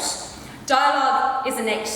It is innate because we have a desire to collaborate, to understand, and crucially, to connect. The team from TCD Phil brought a very important point about domestic violence. They, however, have failed to acknowledge that these issues are not rising. We are just acutely more aware of them. And this is in part because we actually do talk about them much more openly than we ever have in the past. One gay activist recently said that an increased hate speech is because of increased visibility. Sadly, every social progress comes with backlash. Progress is not linear. But just because there is backlash, it does not mean that the movement abandons important causes or that progress has not actually been made. Rob already told you about how dialogue is thriving because more people than ever feel included in dialogue, meaning we have greater diversity of views than ever before. So yes, there are issues, but we should not forget the progress that has been made and that continues to be made. Yes? You characterize dialogue as a conversation between two people. Mm-hmm. How can you call it a conversation when one party, the courts, refuses to listen to victims of domestic abuse? I think that's not necessarily true. I think there is growing recognition in society of the need to address these, partly because people feel comfortable engaging in dialogue about these issues in a way that they never have previously. So I think the courts are more acutely aware of under-prosecution of things like this and take active steps to address it. Prosecution also told us that we are no longer engaging in dialogue because of social media. They say algorithms push us into echo chambers. Algorithms do not control us, we control them. For social media to retain its users, it must directly appeal to its users. If echo chambers completely trap people in their own views, why do we see so many debates online? Echo chambers aren't absolute. People don't live in ideological bubbles. Algorithms still expose us to opposing views, and debates frequently spill over. Plus, social media has allowed for unprecedented diversity of voices, ensuring that alternative perspectives are heard. In fact, social media wants engagement, and exposing you to alternative views fuels engagement because it fuels dialogue. If there is a profit incentive, dialogue fuels that profit. Secondly, on polarisation. Polarisation is not a new problem. It is quite ironic that we are standing in the middle of Belfast talking about divisions between people like it is something we have never encountered before. Dialogue does not mean that everyone has to speak to everyone at all times about everything. Dialogue does not mean that people who are completely diametrically opposed politically engage and agree on things. Back in the day, we used to live in small villages with small circles of people who we will talk to. With the internet, people think we have to talk to people on the other side of the country or the world, or else a fundamental part of human nature is dying. This type of dialogue is unrealistic. A much more realistic interpretation of dialogue is that most people speak to those around them, which is what we have always done. Lastly, on disinformation.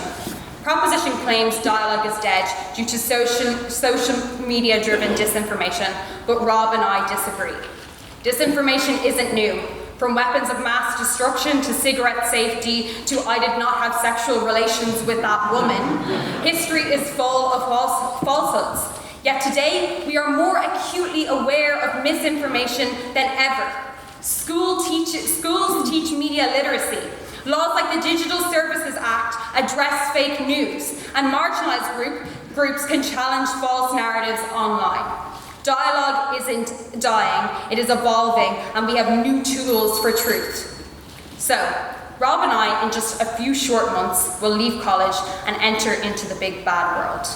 It's hard to know what direction to go in, but a great way to plan is to look back. When I reflect on my life, I hope it is filled with amazing conversations, with interesting people, supportive family, and unbelievable friends. What I know I'll remember is the conversations that Rob and I have had, and be grateful for almost every single one of them.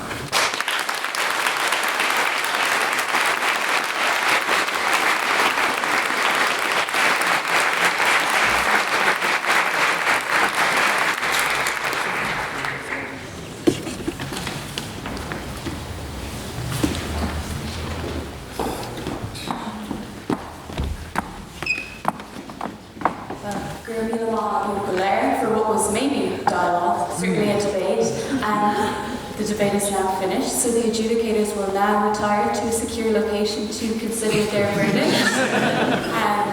And in the meantime, we're going to take a 5-minute comfort break before returning to hear from our honoured chairperson, Lady Chief Justice Siobhan Keegan. And if you're thinking of having a cigarette, 5 minutes is not enough time, so do come back in 5 minutes. Thank you all very much.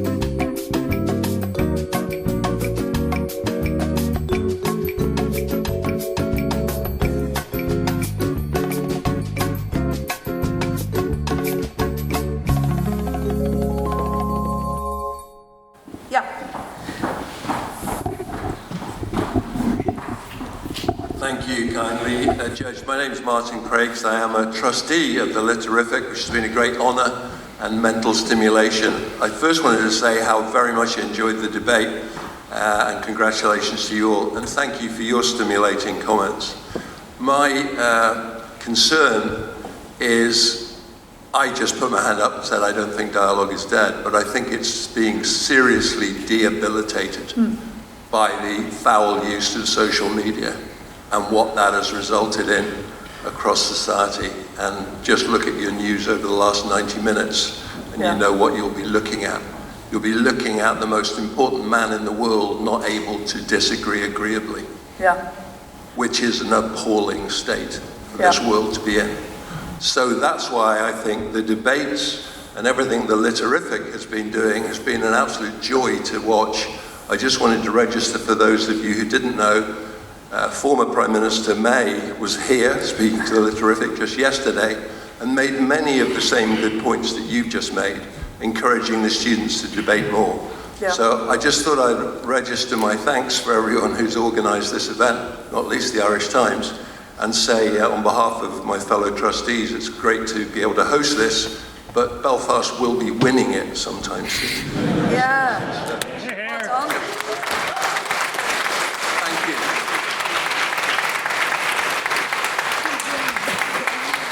Yeah, I mean, I have to really shout out to any Belfast students here. I know there are representatives from the Law Society. My 2 judicial assistants are here as well, supporting the Belfast groups, I think. So let's hope we get Belfast back. No offence, but we need to have Belfast around the table as well.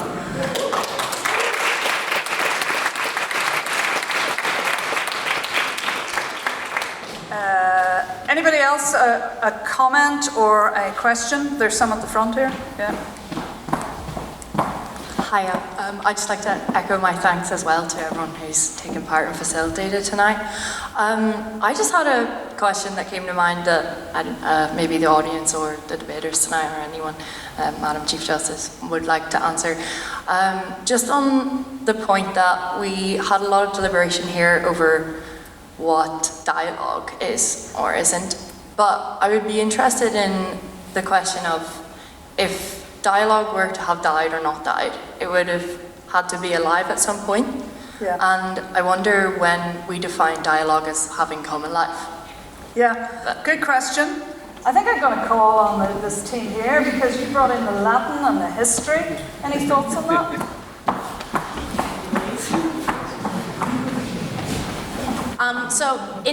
Because we were starting the debate, Annika and I had to talk a lot about how we were going to define not only dialogue, but dead.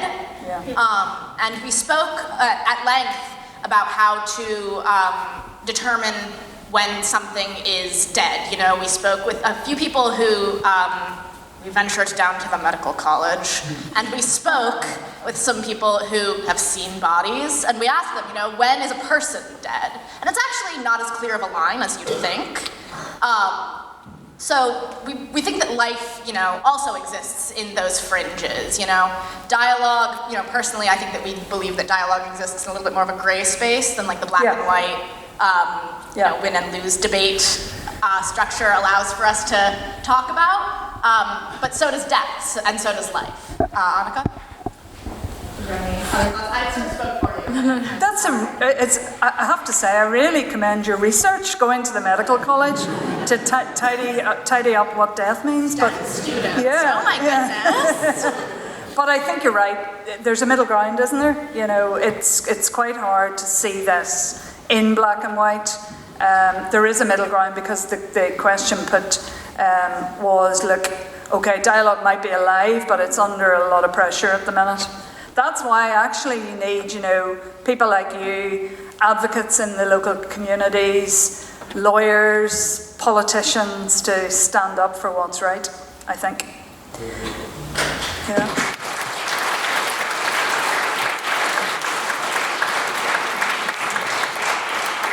Okay, great question. So, any other questions or comments?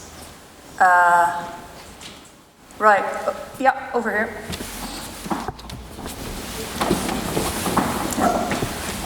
Thank you very much, Lady Chief Justice, and congratulations to everyone who did very well tonight. I've had the pleasure of debating against a number of you, I think, over the last couple of years, and I think I've been beaten by every one of you that I've debated against, which is telling in itself.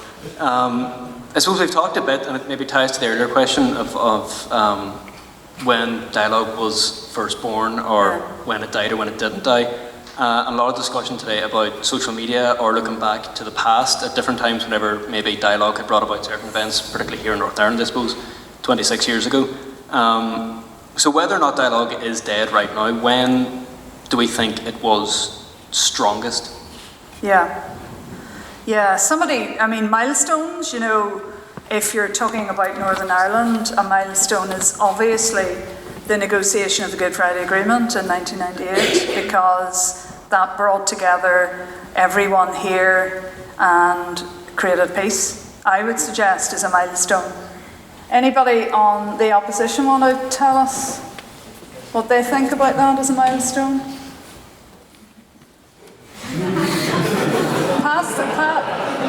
I'm going to pick somebody in a minute if you don't volunteer. Rob at the end, yeah? You look as if you'd like to answer the question. I'll defer to Adrianne.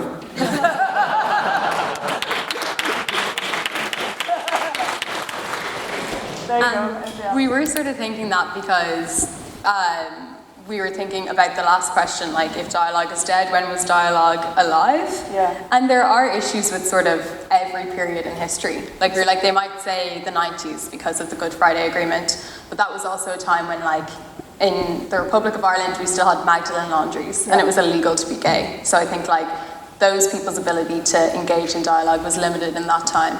So there, I think we have a tendency to look back on history a little bit with rose-tinted glasses and just pick a time where maybe one event shines, but we don't look at like society overall. Yep. So I don't think there's been like a perfect time of dialogue. It's had its pros and cons. Yeah. It ebbs and flows a little bit. But I think I entirely agree with you.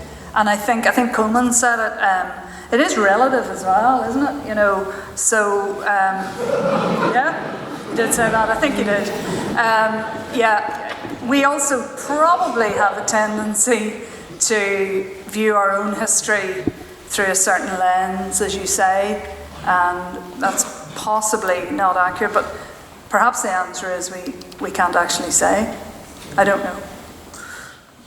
Yeah, Stéphane. Yeah, not to flag our own research, but we read the last days of Socrates.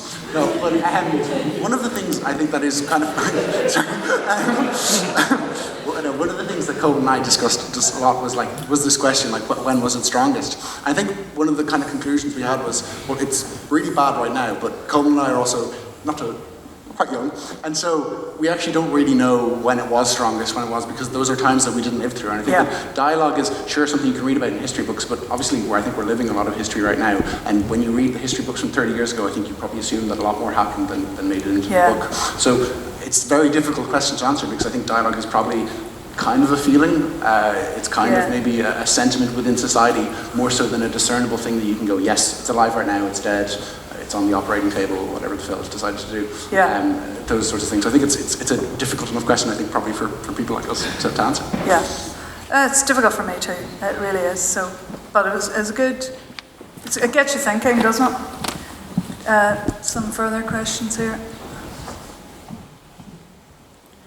I'm going to make your job very easy by picking on someone's particular speech, and I think it's Liam who very much talks about Northern Ireland, which I thought was an interesting tactic, playing to the home crowd. But his whole argument particularly seems to focus on the Belfast Agreement and the negotiation of that being an example of dialogue. But has been talked about tonight in terms of social media. Does he think that the Belfast Agreement could be negotiated today if, in the age of social media, where everything is being briefed on social media the whole time, does that not kind of undermine his argument? Which is the counter-argument, in a sense, Liam? Yeah, and now that we're post-debate and the judges are gone, I can reveal my true allegiance, which I suppose, I think that the leaders of the unionist and nationalist movements probably had more of a degree of influence over the overall populations at the time in 1998, whereas nowadays, because we have such divergent opinions on social media and so many different rabbit holes you can go down, I don't think, now obviously we have made the progress that we have made, and as I outlined in the speech, you have somebody like Michelle O'Neill as First Minister and the DUP cooperating with that. But if we were in the same situation where we had just come out of violent conflict, I don't know if we could. You know, I think the age of social media has presented us with a very, very unique challenge, and I'm not sure if we've learned how to grapple with it yet. Yeah.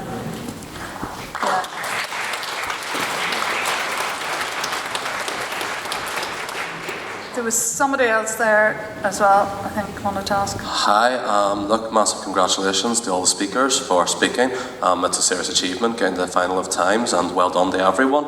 But one of the kind of things, and this is more directed to the proposition, is that we've heard about a lot of we've heard about a lot of good things of dialogue. Like, more to the opposition, we've heard of a lot of good things about dialogue, and we've heard that, dialogue is alive. You've got art, you've got the Good Friday Agreement, but a lot of the achievements we're talking about are from the 20th century, and whenever we actually look at issues in the 21st century, we're seeing a real diminishment in dialogue. We've seen social media talked about, but in actuality, did dialogue die, and we're just playing a glorified game of make-believe, of acting like we're talking about things, but not actually talking, and it's just Frankenstein's monster at this stage. The body of dialogue's gone, and we're pretending that it's something that it isn't anymore. Okay. Right, that's again a passionate comment. So, but the debaters were passionate on this as well. So, any thoughts on this side? Emer? Yeah, perfect. Thank you so much for your question. I think when myself and David were researching, we had a bit of a think about this, and we initially considered going down a slightly more international route when we were considering what is dialogue.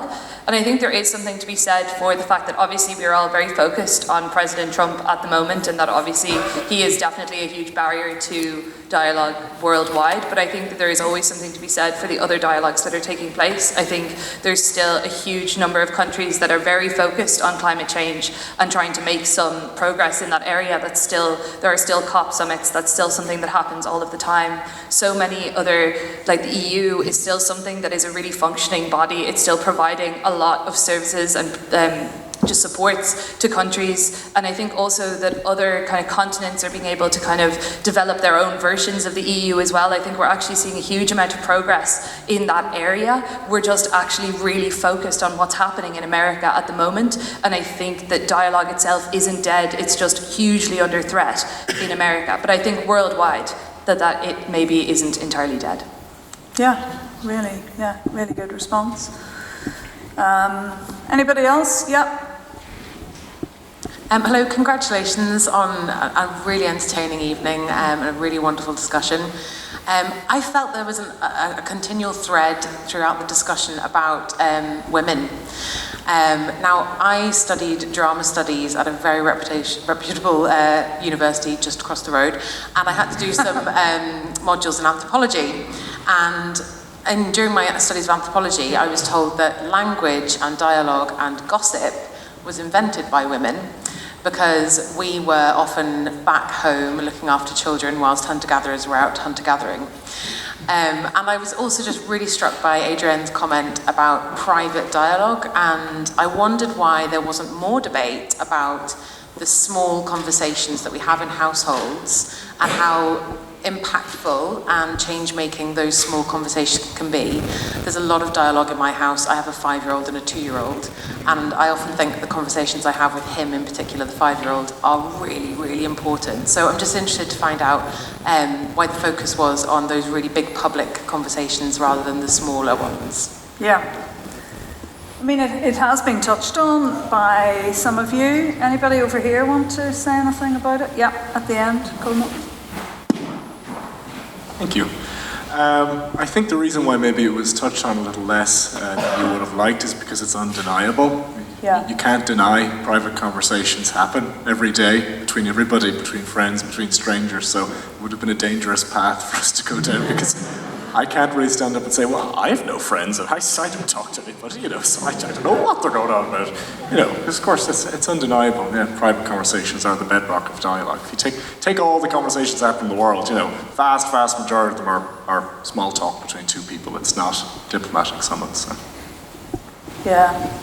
That's all about product, isn't it, really, as well, because it's a given. I do think, though, even personal dialogue has changed, and there has to be an adaptability in the general discourse about how people communicate.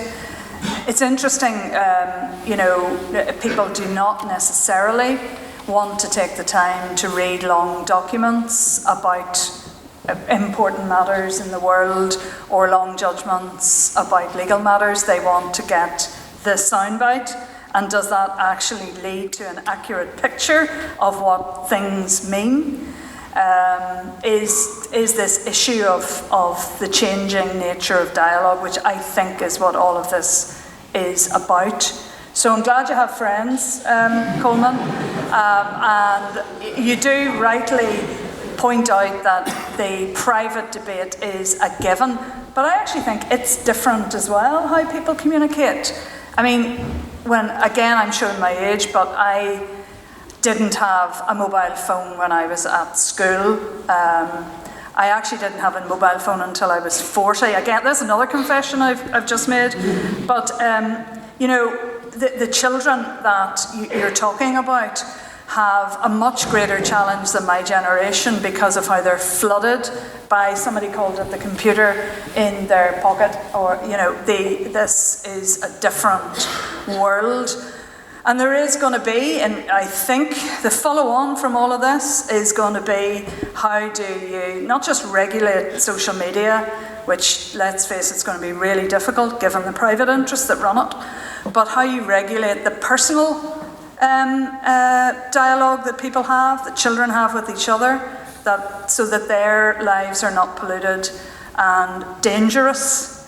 So there is actually an interesting private argument line in all of this, albeit I can see why the debate went to the bigger macro public issue. It was a good point to raise, I think. I have a comment on that as well. Yeah, Mary. Maybe I do. To echo Coleman, I don't think we can win if we define it as private, but I also think there's a point to be made that private conversation is decreasing. I think we increasingly don't have private conversations, partially because we spend less time in the home. We have more households where both parents are working, children get daycare, they're doing activities. We just spend less time in the home, and we don't live with our grandparents anymore. We move away from the home. And I think that we have a lot more influence on each other, perhaps, than we used to, simply by virtue of coming into more and better communication with others. That means that individual private conversations have less sway on our worldviews than perhaps they used to. We see that, often the best predictor of your political ideology for decades has been your parents. And I think that's really shifting. I don't think that's true anymore. And I think we'll continue to see that the house you were raised in, what your parents believe, the conversations you had with your 5-year-old, just by virtue of how many conversations your 5-year-old will grow up to have, is going to hold less sway on what he thinks. And I think that that's another reason why private conversation in the age of dialogue is becoming very different and having very different effects. Because we also now text or use an emoji. We don't even use a word sometimes. And boy, can you go wrong in relation to that. But, and who uses a landline? Your granny maybe, but that's it. Over there. Hi, I just want to say again, congratulations to everyone, being a great evening of debates. I guess my comment's more towards the proposition. There's a lot of examples, certainly I've seen recently in terms of, who's in charge in the White House, and I think some of the proposition brought up the disturbances in Dublin. And I guess my question would be, are we looking at extreme examples of why dialogue is I guess very difficult right now, or are we saying that dialogue can exist in the spheres in which, those people exist, because whether it's good or bad, there is dialogue happening in terms of, mobilizing, people or for, Trump to have the views that clearly, and I guess I think someone said, is now seen as the common in America. Yep. This is the last question. I can see mobilization at the door. So I'm going to ask somebody to pick it up. I know you're maybe too excited to pick it up, are you? You pick it up? Yeah. Tom? Right. There's no, well, I just like okay, we'll have one more, yeah. It's okay. I just want to come back to the point of what makes strong dialogue or dialogue stronger. I think it's unconditional personal regard. The two people communicating to get a process. Anything that mitigates against that weakens dialogue, and if that's at the core of dialogue, I think dialogue gets strengthened. Yeah. It's sort of personal integrity and respect for the other side, in a sense. Yeah. Okay, right, look, thank you all so much for your contribution.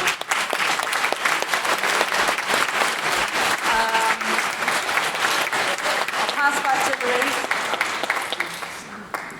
Yeah, thank you all once again. I think the adjudicators have returned with a verdict, so I'd now like to invite Ruan McCormick, the chief adjudicator and the editor of the Irish Times, to deliver the results.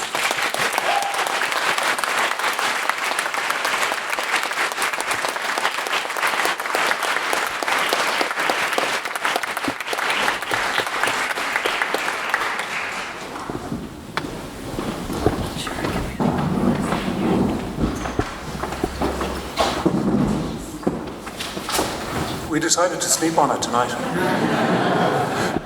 Don't worry. I'm not going to take long, and you know I'm not going to take long because our printing press starts to roll in City West in about 20 minutes and we need to get this into the paper.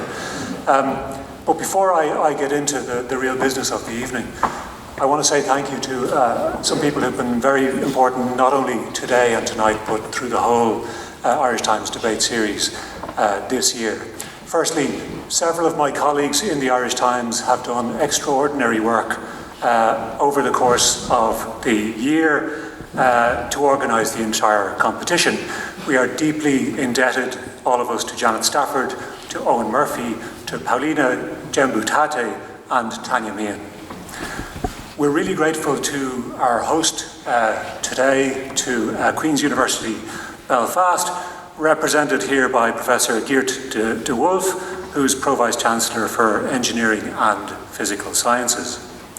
The university, as you've already heard, offered to host the final, as this year it celebrates 180 years since its foundation, and what a venue it has been. Thank you to Dermot Hamill, who is President of the Queen's Literific, and to Ryan Hoey, its Trust Secretary. The Society itself celebrates 175 years this year. He told me, Dermot, before we came in, that I think it's 60 years since somebody from Queen's won the Irish Times debate. I said to him, could the Irish Times not have fixed that for you in some way? But apparently not. A very special word of thanks tonight to the chairperson of the debate, the Right Honourable Dame Siobhan Keegan, Lady Chief Justice of Northern Ireland, and herself, as she has already said to you, a former student here at Queen's. We are delighted that you could be here with us for this very special occasion, and I think Louise has a small token of our...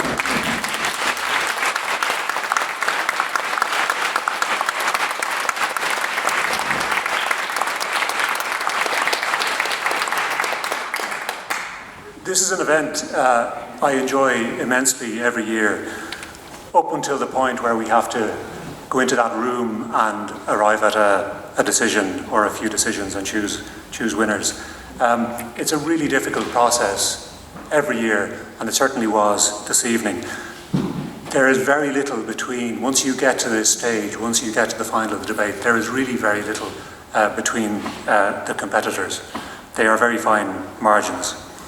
But the experience in the judging room is always enriched and made a lot easier by my fellow judges, who this year were Professor Dewulf, Professor Brent Northup, Hugh Guidera and Ciara Tonaparthat. Brent is himself an institution within the institution that is the Irish Times debate. This, as has already been mentioned, is his 25th year organising the tour, the US tour for the winners, and we're endlessly grateful to him for all that.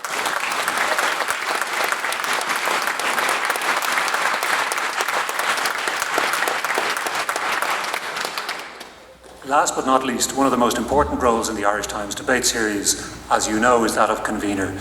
This year the role has been occupied by Louise Cullen, who I think you'll all agree has done a remarkable job over the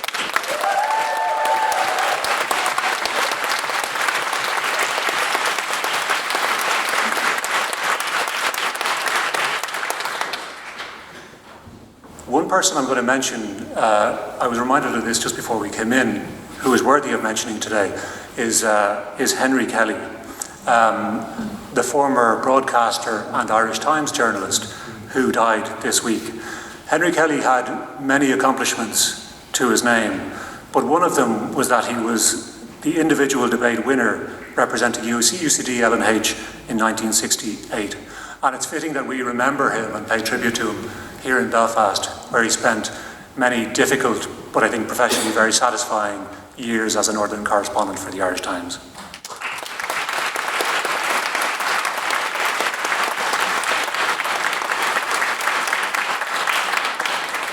There are many factors we take into account when choosing winners in the Irish Times debate. Oratorical flair, quality of argument, rhetorical reflexes, and arguably the most important, the number of times a debater praises the Irish Times. But seriously, there are an awful lot of things that go into producing a winning debate, whether individual or team. It's a subjective judgment at the end of the day, and as I said, the margins are exceptionally tight. I'm really not exaggerating to say that both categories could have gone in several different directions. But we have to choose one winner, or rather two winners and two runners-up. I really do want to say there is a long list of very esteemed luminaries in Irish public life who have won the Irish Times debate. There is a much longer list of Irish Times luminaries of the Irish Times debate who did not win their category. In fact, the Irish Times ran a piece a couple of weeks ago in which we mentioned that Mary Robinson and Michael D. Higgins were former winners of the Irish Times debate. I have never had more text messages and emails on a Saturday morning than I did that day from senior judges, politicians, lawyers, telling me quite indignantly that neither Mary Robinson nor Michael D. Higgins had ever won the Irish Times debate. I guess what I'm saying is, if you don't win, you're in really, really good company. And I'm absolutely certain that you will do great things in your life regardless of this. Winners there must be, and here they are. The runner-up in the individual section, representing TCT Hist, Tom Francis.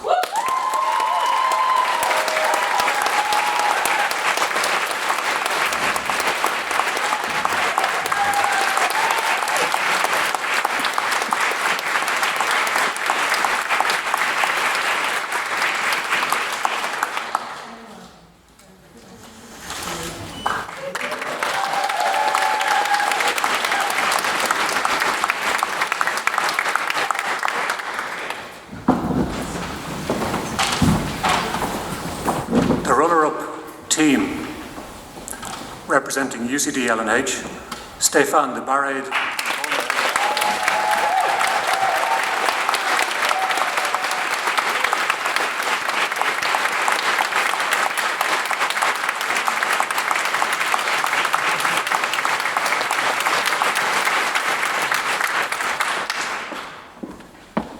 I think we're getting in just under the deadline.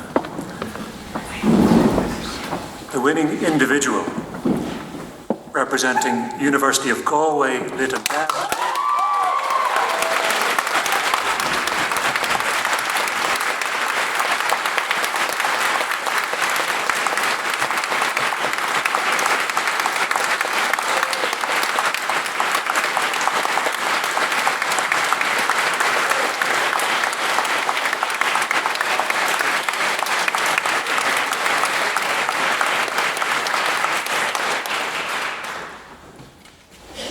That's it. The winning team representing UCD LNH.